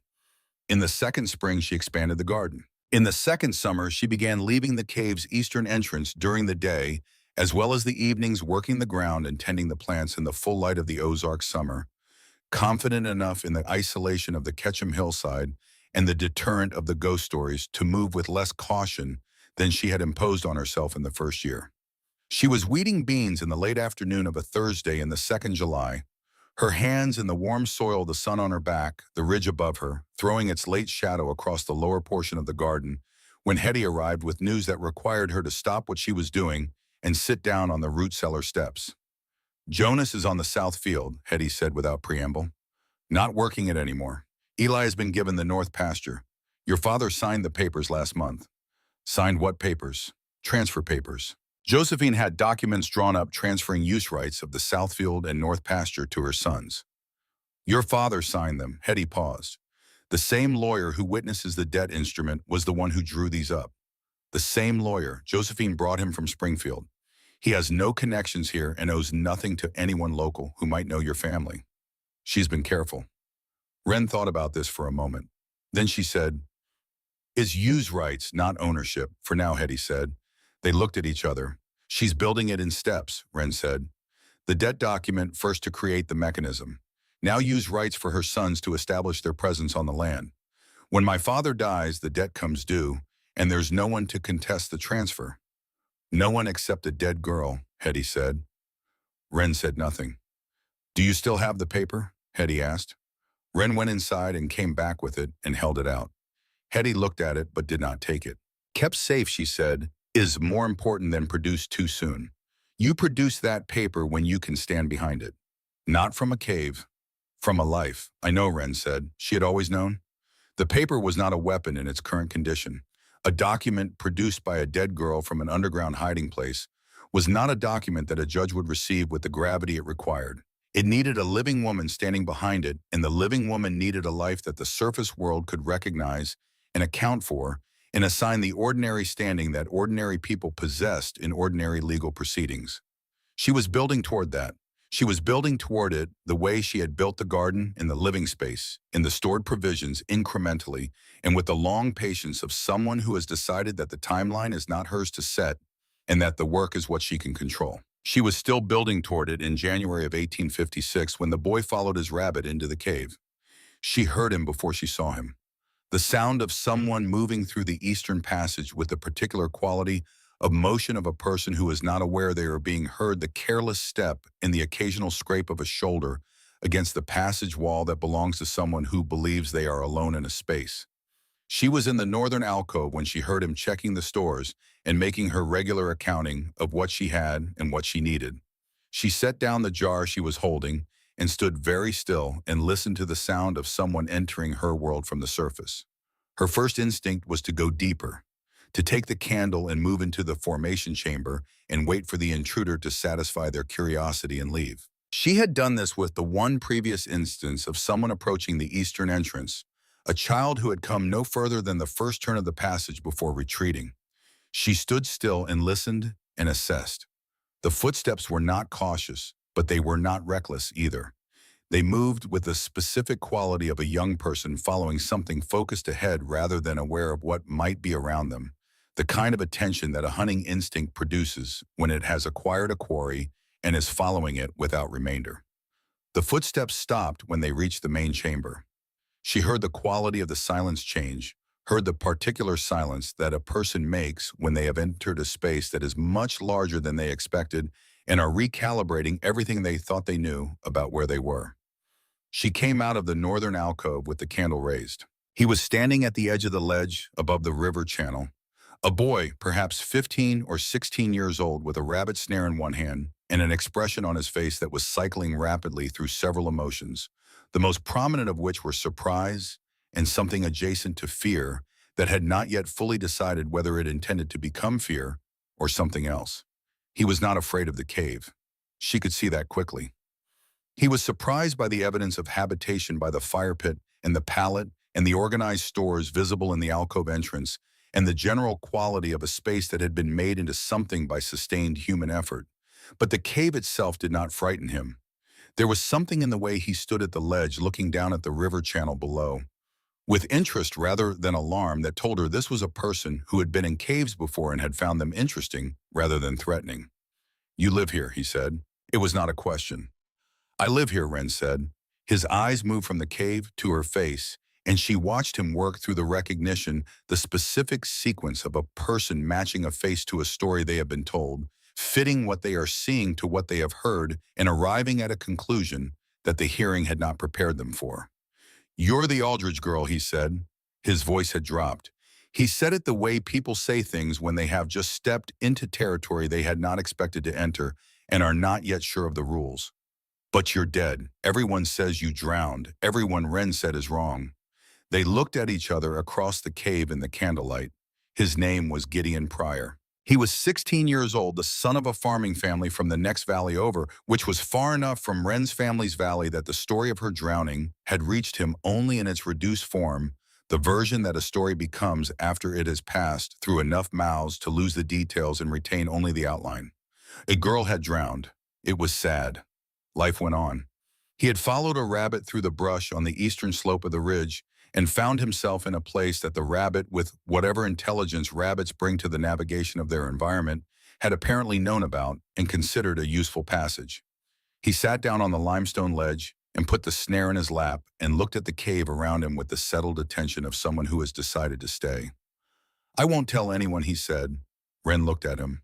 "About why?" she said. He thought about this for a moment. Then he said, "Because you're here. Because you chose to be here. And because whatever reason you had for choosing it, it was yours to choose." She did not know what to make of that answer. She had prepared herself for negotiation for the management of a witness she would need to either trust completely or frighten adequately for some version of the conversation in which she established terms and the other person agreed to them. She had not prepared herself for an answer that was simply that, unadorned and without agenda. She made tea on the fire, and they drank it on the ledge above the river channel, and she told him enough to explain the cave without explaining everything, and he listened with the quality of someone for whom listening is a natural act rather than a task. And then he asked questions that were curious rather than interrogatory about the cave and the passage and the underground river, about the cave's temperature and the bats in the formation chamber, and whether the light from the ceiling crack was sufficient to navigate by on cloudy days. He came back the following week, and the week after. He brought things when he came. Food, primarily things that added variety to the cave's diet in ways that mattered more than they might sound to someone who has never spent a winter eating from the same set of stores without variation. Fresh eggs one week, a cut of pork another, a small wheel of hard cheese that he had wrapped in cloth and carried across the ridge inside his coat. He brought books when he could find them, a Bible with a cracked spine, a surveyor's manual that he had found in a barn and thought she might find useful for understanding the land around the cave, a volume of natural history that had belonged to his father's father and that she read 3 times in the course of that winter. He told her about the world above, not Hetty's news, which was specific and operational.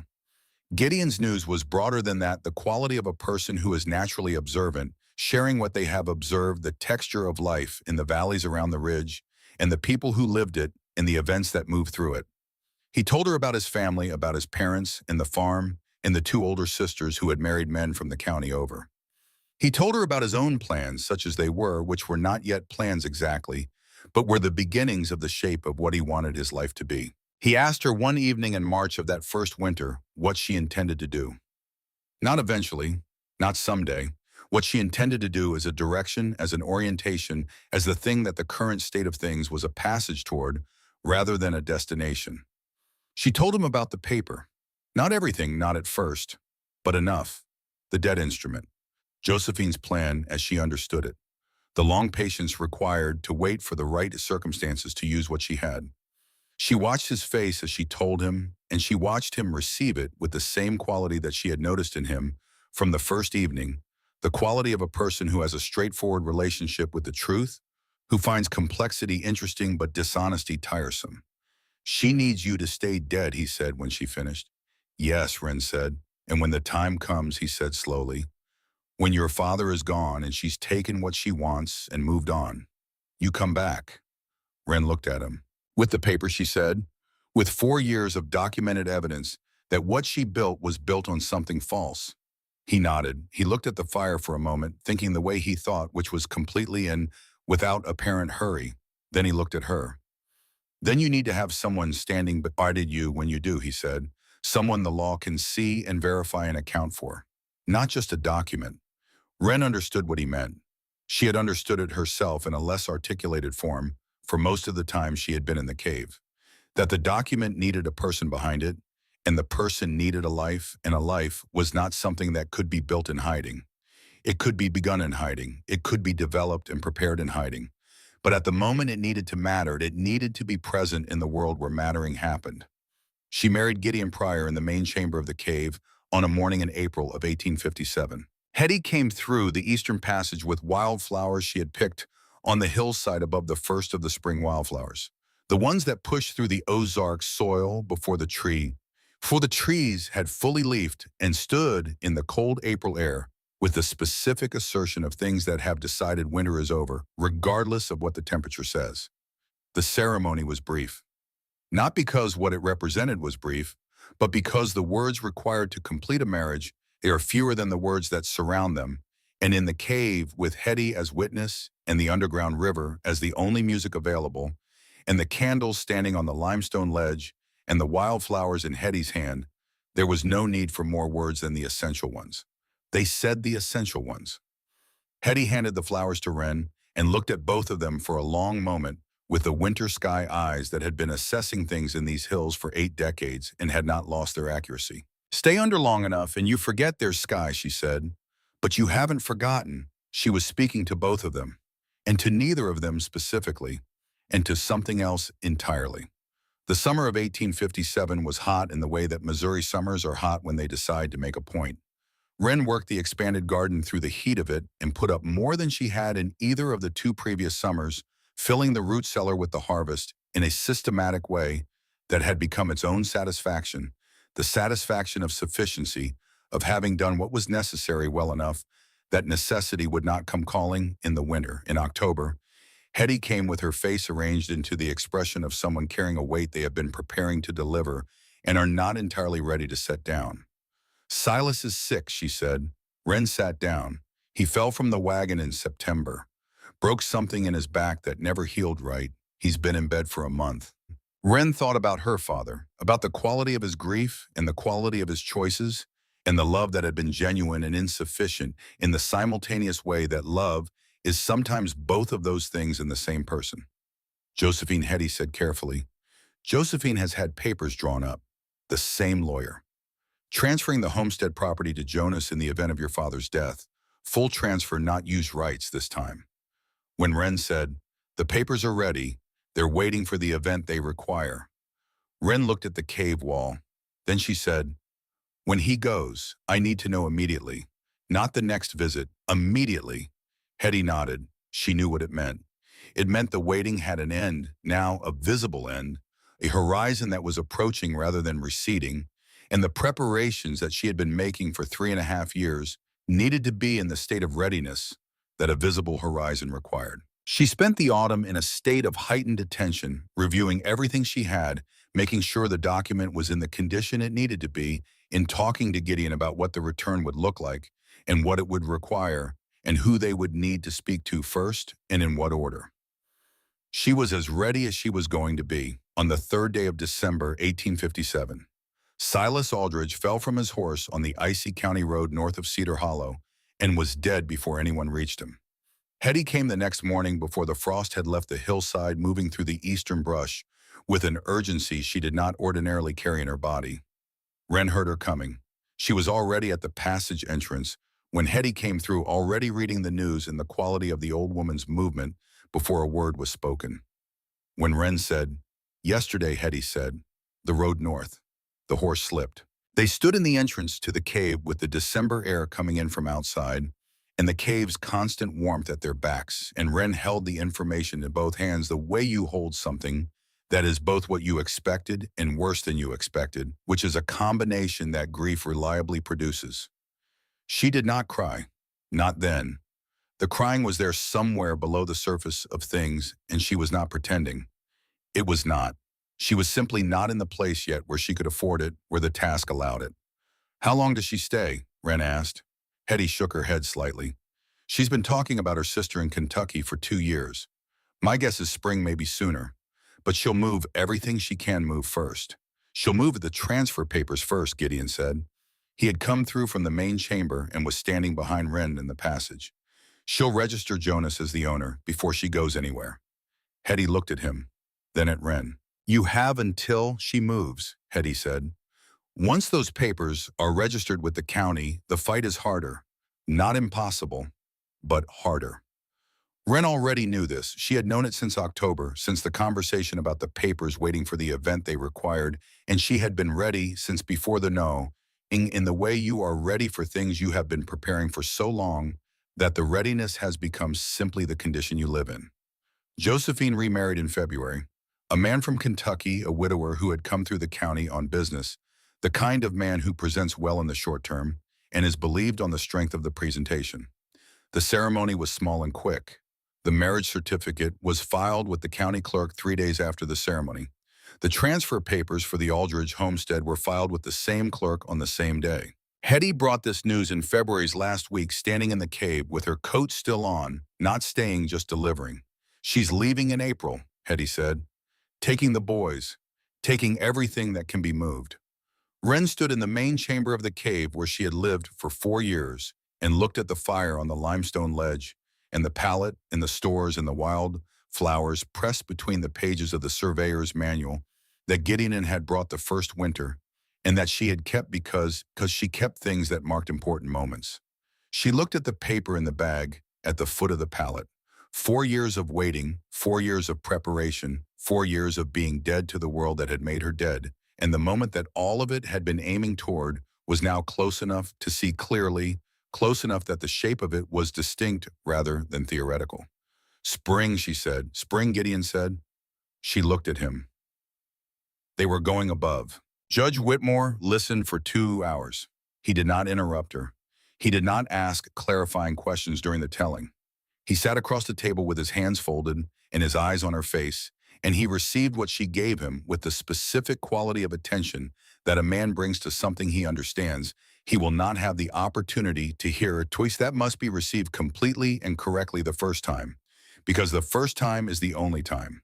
She told it in the order she had prepared, the order that moved from the foundation upward from the letter, and what it proved to the pattern the ledger documented, to the sequence of events she had witnessed from the cave and had recorded with a specific precision of someone who understood from the first weeks that she was building a record for a purpose, and that the record needed to be the kind that stood when examined. She told it without embellishment and without appeal to sympathy because she had spent 4 years thinking about what this moment required, and she had determined that what it required was not sentiment, but clarity, not the account of a wronged woman seeking justice, but the documented case of a fraud that had been perpetrated by a specific person using specific methods that could be traced through specific documents and confirmed through specific verification.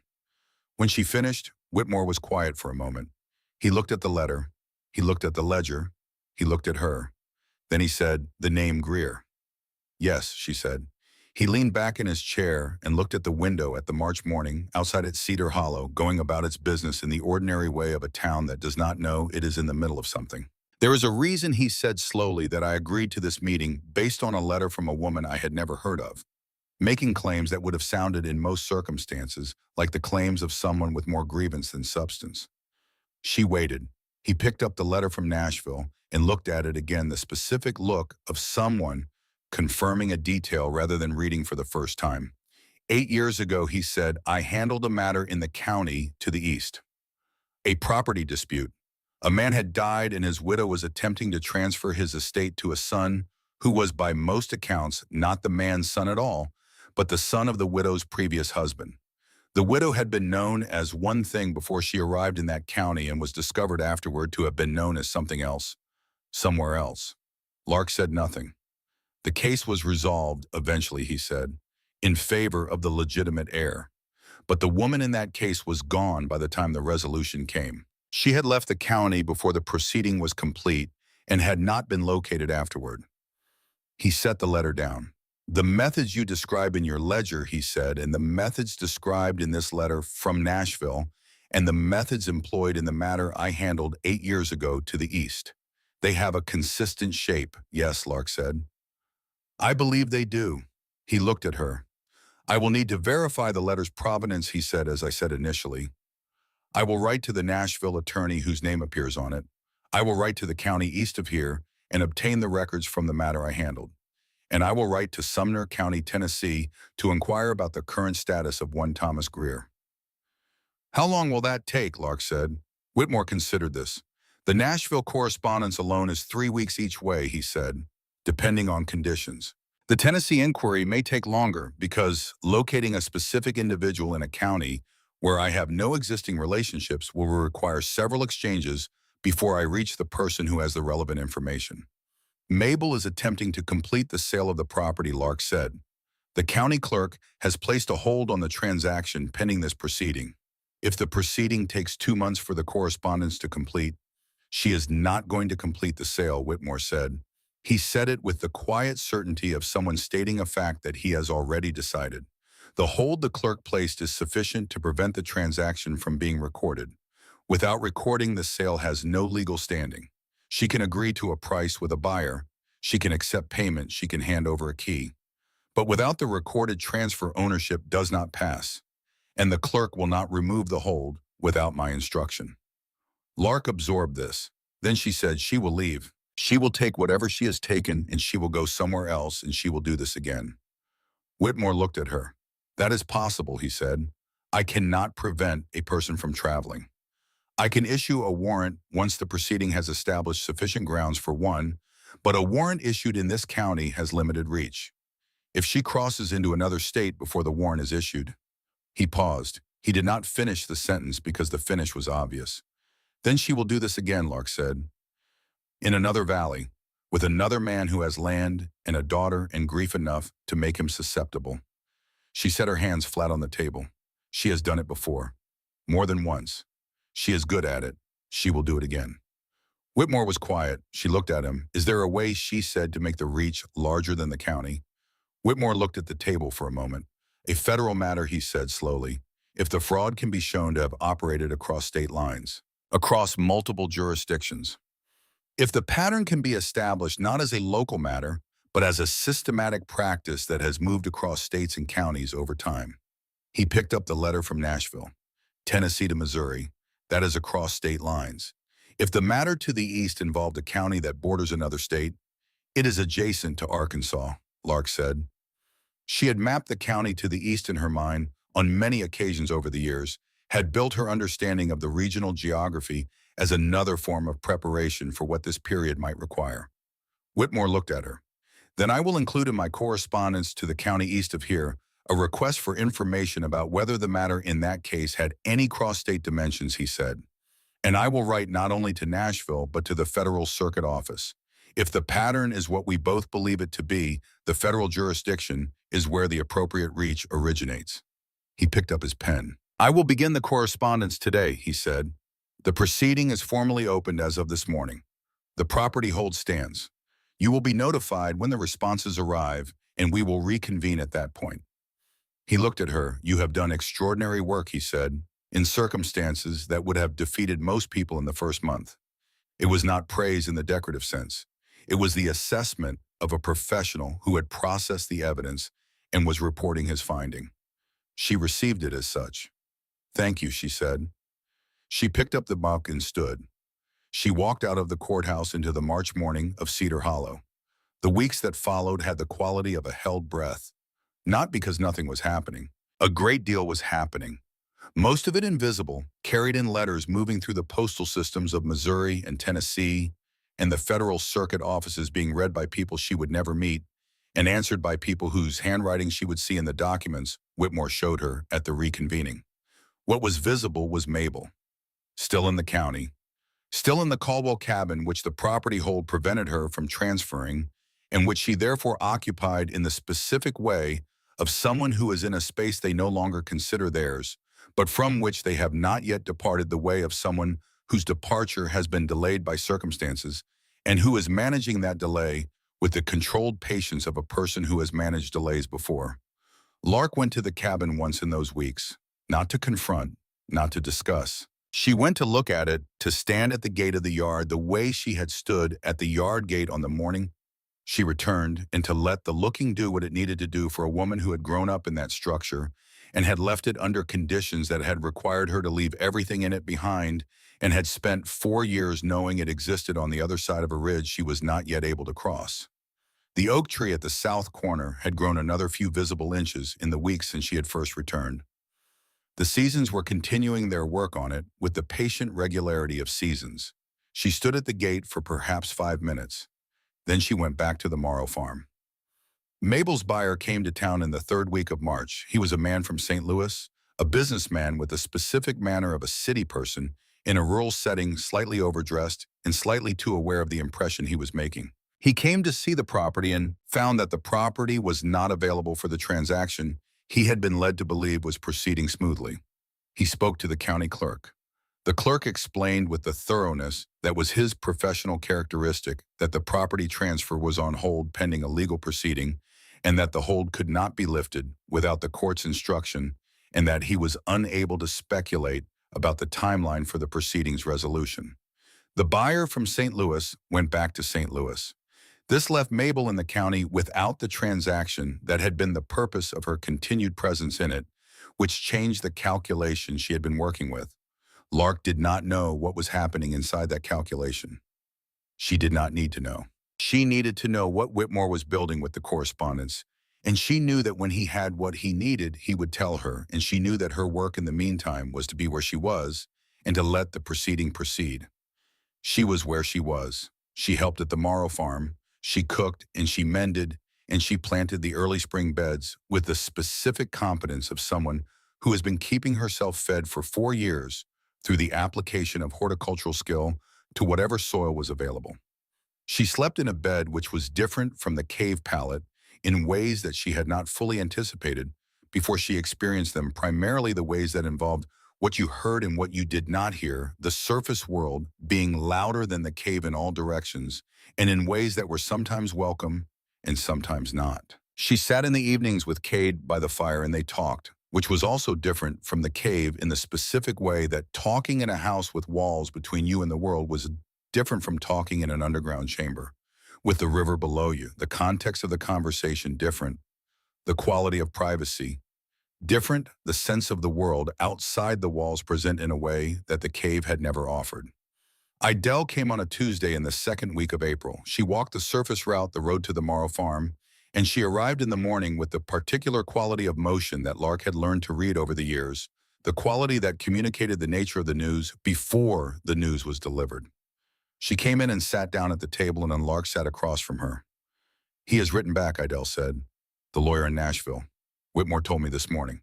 The letter confirms the document you have. Thomas Greer is alive. Was alive in 1851 when the letter was written, and is, according to the Nashville attorney, alive as of the date of his response to Whitmore's inquiry." "Alive," Lark said. "Alive," Idell confirmed. 61 years old, still residing in Sumner County, Tennessee. He has been, the attorney reports, the subject of ongoing inquiry by the Tennessee state authorities regarding the circumstances of his wife's departure from the county and the disposition of certain property that appears to have been transferred out of joint ownership in the months before she left. Lark held this information for a moment.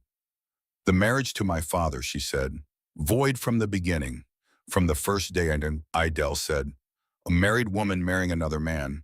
Void, not voidable, not subject to challenge, simply never having been." "Which means," Lark said, "which means everything she did in the name of being Fletcher Caldwell's wife," Idell said, "was done by someone who had no standing to do any of it. Every paper signed, every document filed, every transfer recorded, done by a woman who was, in the eyes of the law, a stranger." Lark looked at the table. She thought about 4 years. Not the 4 years in the cave, though she thought about those too. The 4 years before the cave, the 2 years of her mother's death and her father's grief, and Mabel's installation in the household, and the progressive narrowing of Lark's space and standing within it. She thought about the morning of her birthday and the bag on the porch step and Mabel's voice saying, "My boys need the space." She thought about her father, about the man who had grieved genuinely and had not been built to resist what arrived in the shape of his relief. About the private search he had conducted, the hiring of someone to follow the river south, the months of hoping before Mabel's ultimatum closed the door on it. About the papers he had signed in the last months in the bed where the injury from the wagon had put him signing what was placed in front of him by a woman who was not his wife and had never been his wife, and whose standing to place anything in front of him at all was entirely false. She thought about the oak tree at the south corner of the yard, growing its slow annual increment regardless of what the humans around it were doing. Then she thought about what came next. What came next was the second meeting with Whitmore. It was scheduled for the following week, and it had the character that second meetings in legal proceedings have when the first meeting has established the foundation and the intervening period has produced the confirmation, the character of something moving from its preparatory phase to its active one. She went to the courthouse on the appointed morning with the bay and the letter and the ledger and the additional documents Whitmore had assembled from his correspondence, the response from Nashville, and the responses from the county to the east, and the preliminary communication from the Federal Circuit Office in St. Louis. Mabel was not at the meeting. Whitmore had sent notification to the Caldwell cabin, informing her that the proceeding was reconvening and that she had the right to be present. She had not appeared. This, Whitmore indicated, was consistent with the behavior of someone who has assessed the legal situation and determined that presence in a legal proceeding is less advantageous than absence from it. He laid out the findings from the correspondence. The Nashville attorney had confirmed the letter's provenance and the living status of Thomas Greer. The county to the east had confirmed the prior matter and had supplied the records of it, which showed the same sequence of methods employed by a woman who had operated in that county under the name of Mabel Greer before operating in this county under the name of Mabel Pruitt. The Federal Circuit Office had received Whitmore's inquiry with the specific quality of interest that indicated the information was not new to them and was being received as confirmation of something they had been developing independently. The federal office, Whitmore said, has been conducting an inquiry of its own into property fraud operating across state lines in Arkansas, Missouri, and Tennessee. They have identified a pattern. They have been working to identify a specific individual as the source of that pattern. He looked at her. The description of the individual matches what we know of Mabel Pruitt Greer in every specific particular. Lark said nothing. The federal inquiry is not something I can affect. Whitmore continued. It operates on its own timeline and through its own processes. What I can tell you is that the federal agents who contacted this office in response to my inquiry have indicated that the information I have provided, combined with the documentation you brought to this proceeding, represents the most complete account of this individual's methods that they have assembled from any single case. She looked at him. Can they reach her, she said. If she is in a state that falls within federal jurisdiction, he said carefully, and if the warrant they intend to seek is issued, then yes. The reach is larger than this county and larger than this state, he paused. But she has to be found, he said, and she may not be found. People who have been doing what she has been doing for as long as she appears to have been doing it tend to understand how to be difficult to find when the circumstances require it. Lark looked at the table. I know, she said. She did know. She had prepared for this possibility over the years, had worked through the version of the resolution that ended with Mabel beyond reach, and had thought about what she was able to accept in that version and what she was not, and had arrived at an understanding of what justice actually meant in the practical sense, as opposed to the abstract sense, which was an understanding that included the acceptance of incompleteness. Mabel might not be found. Mabel might spend the rest of her life moving through the country's valleys with a new name and a new story, and the accumulated practice of someone who had been doing this long enough to have refined every aspect of it into something very difficult to interrupt. This was possible. This was a reality she had to hold alongside the other reality, the reality of the proceeding and its findings and what those findings would produce. What do you need from me today, she said. Whitmore laid out what he needed, which was her testimony given formally in the proceeding on record, the testimony that established her living presence and her status as Fletcher Caldwell's legal heir, and her account of the events from the morning of her birthday forward. He needed it in the form that a formal proceeding required, which was different from the account she had given him in the first meeting, in the sense that it had a different destination, would become part of the permanent record of the proceeding, and could therefore be examined and contested and appealed. She gave it. She gave it with the same quality she had given everything in the years leading up to this, the quality of someone for whom the work is the work and the manner of doing it is as important as the outcome, because the outcome depends entirely on the work having been done correctly. She spoke for 3 hours.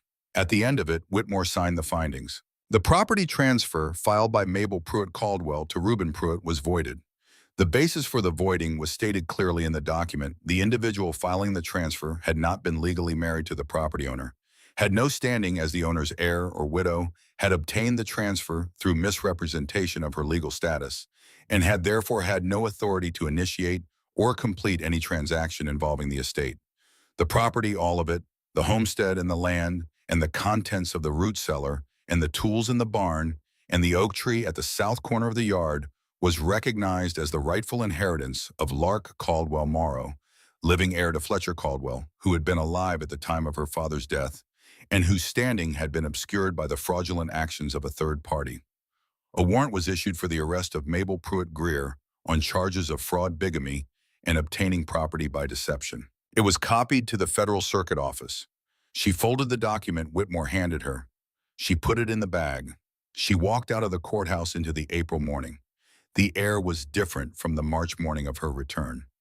April in the Ozarks had reached the commitment that March was still considering, the trees fully leafed, now the valley green in the sustained and confident way of a season that has established itself.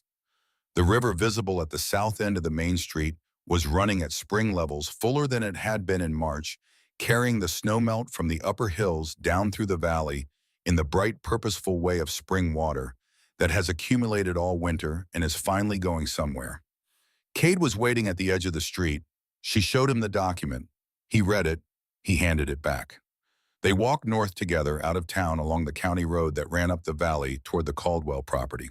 They walked past the bend where the path to Idell's cabin turned off past the river marker she had seen on the morning of her return, the small painted post that said, "In memory of Lark Caldwell." She stopped at it.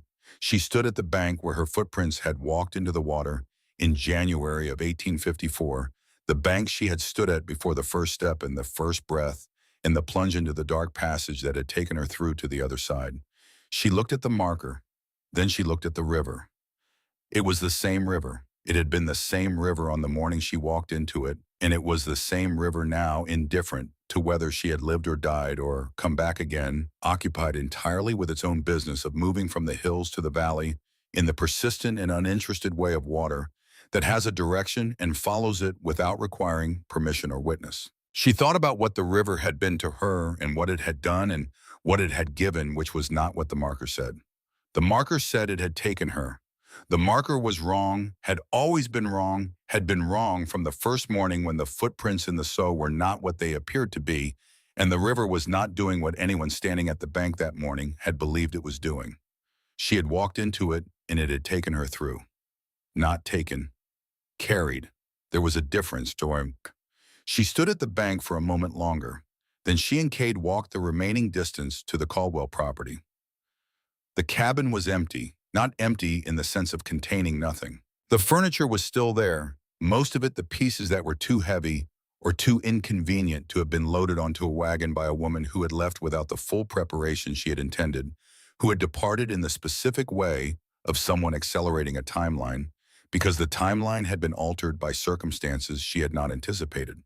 The kitchen things were largely intact. The bedroom had been stripped of certain items, but the bed frame remained, and the wardrobe and the shelf on the wall where her mother's hairbrush had once sat, and where Lark now placed it again, setting it in the place it had always been, with the specific deliberateness of a person returning a thing to the position it should never have left. The good dishes were gone. The box had been loaded onto whatever wagon Mabel had used for her departure. Other things were gone too. Things she could inventory later and come to terms with later, things that were replaceable or acceptable as losses given the full accounting of what had been kept and what had been recovered. She stood in the main room of the cabin for a long time. She stood in the room that had been her mother's kitchen and her father's house and the space where 17 years of her life had taken place. And she let it be what it was, which was a room that contained the past. The way rooms contain the past, not as a living presence, but as a quality of the air and the light and the particular way the floor creaked when you crossed the threshold. All the accumulated sensation of the years in which a place has been inhabited by specific people who are now gone. She was not gone. She had come back. She went to the window and looked out at the yard, at the oak tree, at the south corner, at the field beyond it where the spring grass was coming in bright, and even at the ridge to the east where the slope rose toward the cave that she had called home for 4 years. The hill sitting above the valley with its face turned south in the way it had always faced, indifferent to everything the valley did and did not do. She could not see the eastern entrance from here. She could see the shape of the ridge, and she knew where the entrance was. Within that shape knew it, in way she knew every particular of the system she had spent 4 years learning, and she let herself look at the ridge and let the knowing be present without turning it into something it was not. The cave was the cave. It was still there at 55 degrees, the underground river running through it with its constant warmth, the formation chamber building its columns at their imperceptible annual rate, the northern alcoves dry and available, the ceiling crack letting in the light at its perpetual angle. It would be there when she needed it, and when her children needed it, and when the world offered the specific kind of difficulty that required a person to know they had a place the world could not reach. But she was not there now. She was here. They moved to the Caldwell property in May. Cade's parents helped with the practical work of it, the moving of what needed to be moved, and the repair of what the months of Mabel's occupancy had let go, and the preparation of the garden beds for the late spring planting that would feed them through the coming year. She planted the garden with the competence of someone who has been keeping a garden under considerably more difficult conditions and who found the Caldwell soil, which her family had been improving for 3 generations, extraordinarily generous by comparison.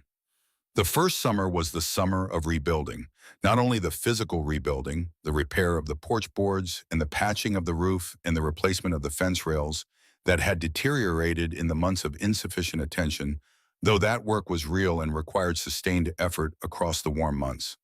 The rebuilding of the other kind, the kind that does not have visible components and does not proceed in a linear way from damaged to repaired, but rather moves through its own irregular process, appearing complete in some moments and incomplete in others, requiring a different kind of patience than the physical work required.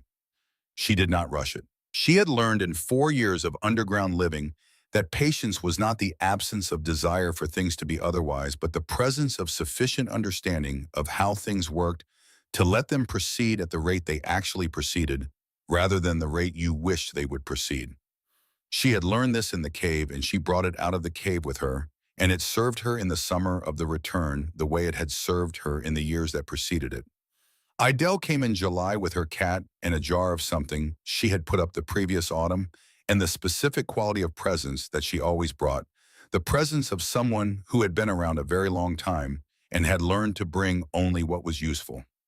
They sat on the Caldwell porch in the July afternoon and drank the tea Lark made and looked at the valley and the ridge and the river at the valley's southern edge in the hills beyond. "She will not be found," Idell said. She did not say it with regret or with satisfaction, simply with the assessment of someone who had been watching the world long enough to have a reliable sense of how such things resolved. "I know," Lark said. She had received word from Whitmore 3 weeks before. The warrant had been issued and circulated. The federal inquiry had been formalized. The agents were pursuing the matter with what their communications described as active attention. But Mabel had not been located. She had left the county before the warrant was issued and had left no clear direction. The correspondence with Tennessee had confirmed that Thomas Greer was alive and that Mabel Greer was the subject of inquiry there also, which provided additional jurisdictions and additional motivation to find her. But finding a person who has spent decades learning how not to be found is not a straightforward matter, regardless of how many jurisdictions are looking. "She may do it again," Lark said. "In another valley?" Idell looked at the ridge. "Perhaps," she said. "Or perhaps she is too old for it, now too tired of the building and the maintaining of the pretense." She paused. "People reach a point sometimes where the effort exceeds what they are able to spend on it." Lark thought about this. "I hope she does not do it again," she said. "I hope the warrant reaches her wherever she has gone and the people whose job it is to enforce it do their job. But I cannot make that happen, and I have spent enough of the last 4 years living in conditions not of my choosing to know the difference between what I can affect and what I cannot." Idell looked at her with those eyes. "That is wisdom," she said. Lark thought about the cave, about the constant temperature in the formation chamber, in the northern alcoves, in the eastern entrance in the hillside brush, about the underground river that had carried her through in January of 1854, and that was running through the hill at this same moment, while she sat on this porch in the July afternoon, running through the dark at 55 degrees, exactly as it had run before her and would run after her. "I did not find the wisdom in a comfortable place," she said. "No," Idell said, "the comfortable places do not produce it."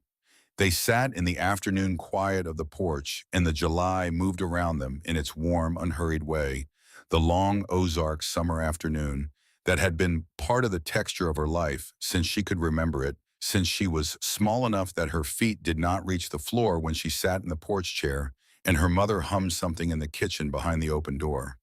She was home, not in the simple sense of having returned to a familiar structure. In the complete sense, the sense that includes not only the structure but the self that inhabits it, the recognition that the self inhabiting it has been shaped specifically by the passage it has taken, and that the self sitting on this porch in July is not the girl who left it in January 4 years ago, and is better suited to what the home requires than that girl would have been. The home requires someone who can work it and hold it and pass it on. She was that person. In October, Whitmore sent word that the response from the Federal Circuit Office had arrived.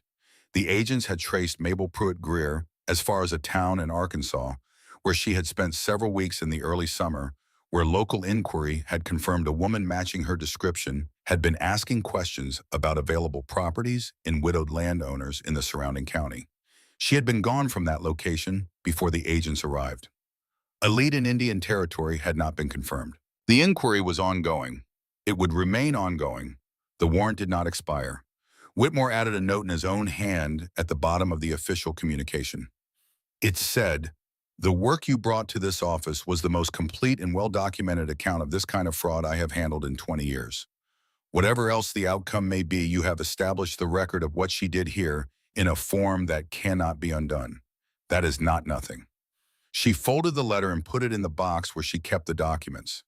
The box also contained the Nashville letter and the ledger and the property judgment and a copy of the warrant and the deed to the Caldwell homestead in her name, all of it together in the organized way of documents that belong to the same story and should be kept in the same place. She put the box on the shelf in the main room, the shelf where her mother's dishes had once been, and where Mabel's box of dishes had once been the shelf that had been the repository of the household's important things for as long as the household had existed. She looked at it for a moment. Then she went back to the work of the afternoon. The first child was born in the spring of 1860, a girl arriving with the specific announcement of a person who has decided she is ready and is not interested in delay. She was small and loud and had a quality of presence disproportionate to her dimensions, the quality of someone who intends to occupy the space available to them completely and has begun this practice from the first moments. They named her Willa. The second child was a boy born 2 years later in the summer. He arrived in the easy way of second children who have benefited from their parents' practice with the first, and he had his father's quality of stillness and his mother's quality of paying attention to things without appearing to pay attention to them. They named him Fletcher. She sat with the baby in the main room on the evening after the naming, in the chair by the fireplace, the same chair where she had sat 17 years before in the first days of Mabel's arrival, and had tried to understand what was changing and what she could do about what was changing. The chair had not moved from that position in all the years between. The fireplace was the same fireplace. The room was the same room. She was not the same person. She said the name aloud, Fletcher, and the room received it the way rooms receive names spoken in them, without comment, with the simple presence of walls that have heard a great deal and keep it all. She thought about her father, about the quality of his love for her, which had been real and consistent through her childhood, and had not failed to exist even when it had failed to be sufficient, when the circumstances had required more of it than the man possessed, and he had given what he had, and it had not covered the need.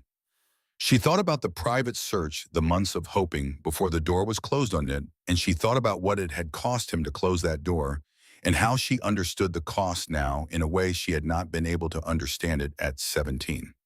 She forgave him in the way that forgiveness actually happens, which is not in a single moment of decision, but in the accumulation of understanding that makes holding a thing against someone more effort than it is worth, in the slow process of comprehending a person fully enough that their failures become part of the whole picture rather than the central feature of it. She had forgiven him. She named his grandson after him so that the name continued.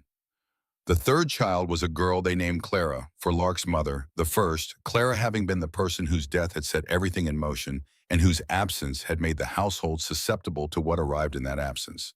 The naming was not a memorial. It was an inheritance, the passing of a name forward in the way that families pass names forward, as an act of continuation rather than commemoration. The fourth child was a boy they named Cain, which was Cade's grandfather's name, and which had been offered and accepted in the way of names that carry the specific weight of the person who bore them first. The fifth was a girl. She was born in a cold November, the last child arriving with the deliberate quality of someone who has timed their arrival precisely and intends the timing to mean something. She was small and had gray eyes that opened in the first days and looked at the world with the specific quality of someone who has already been paying attention and is now simply confirming what they have been attending to. They named her Idelle.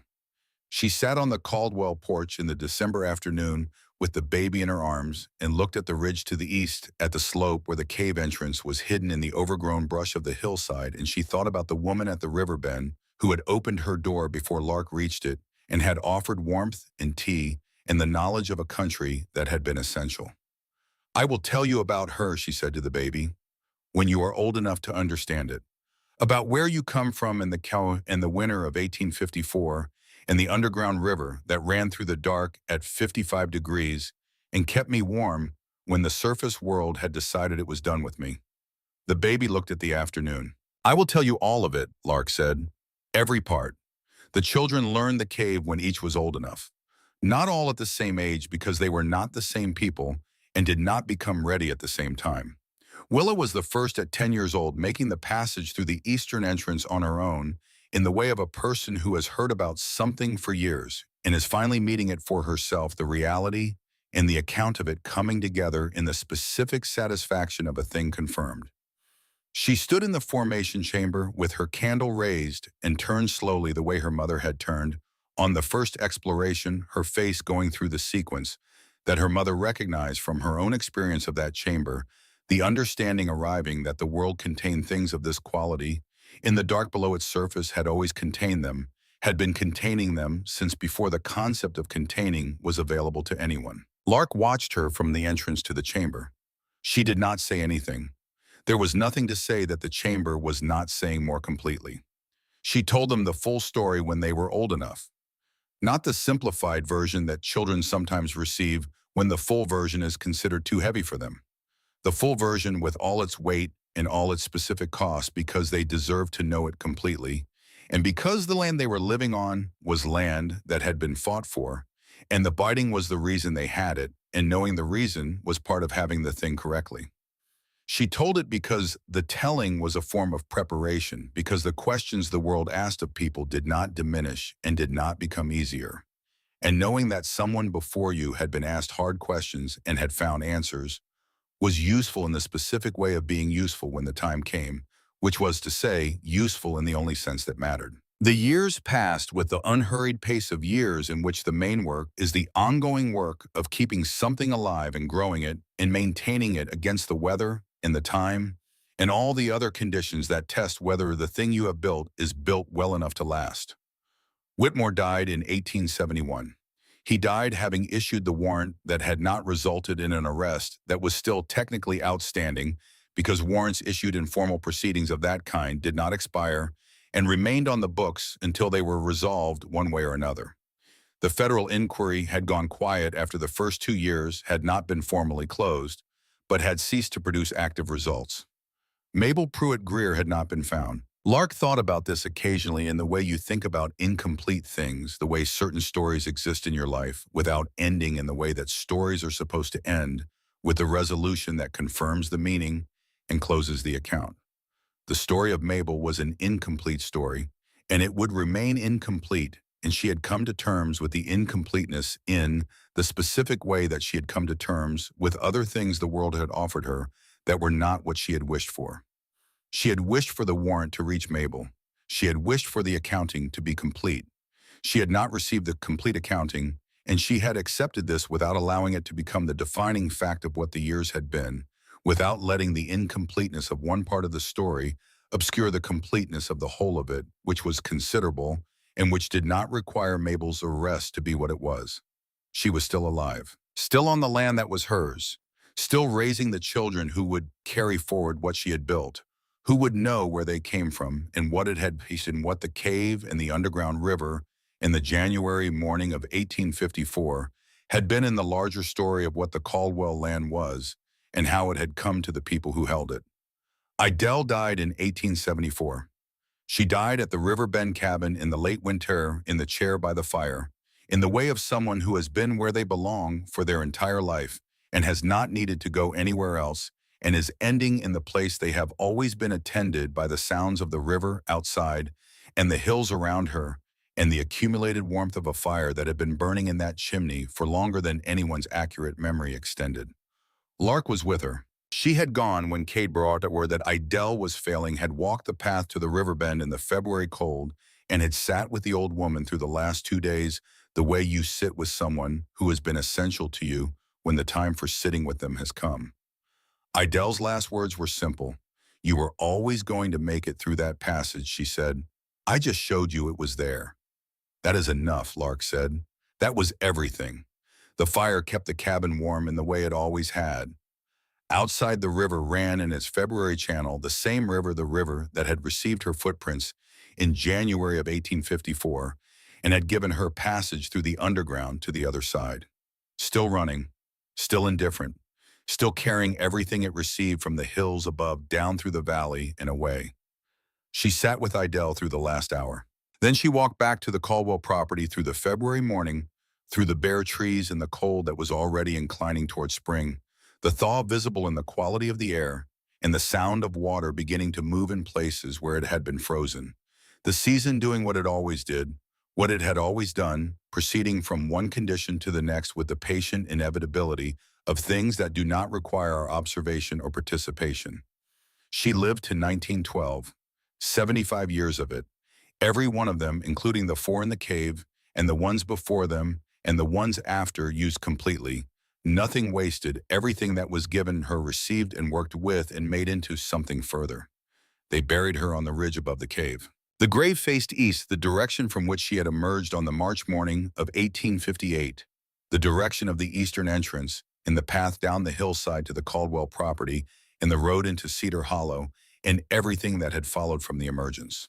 Below the grave on the hillside, the eastern entrance to the cave was still there. Overgrown now with decades of unmanaged brush, harder to find than it had been in 1854, requiring knowledge of where to look and what to look for. The five children knew.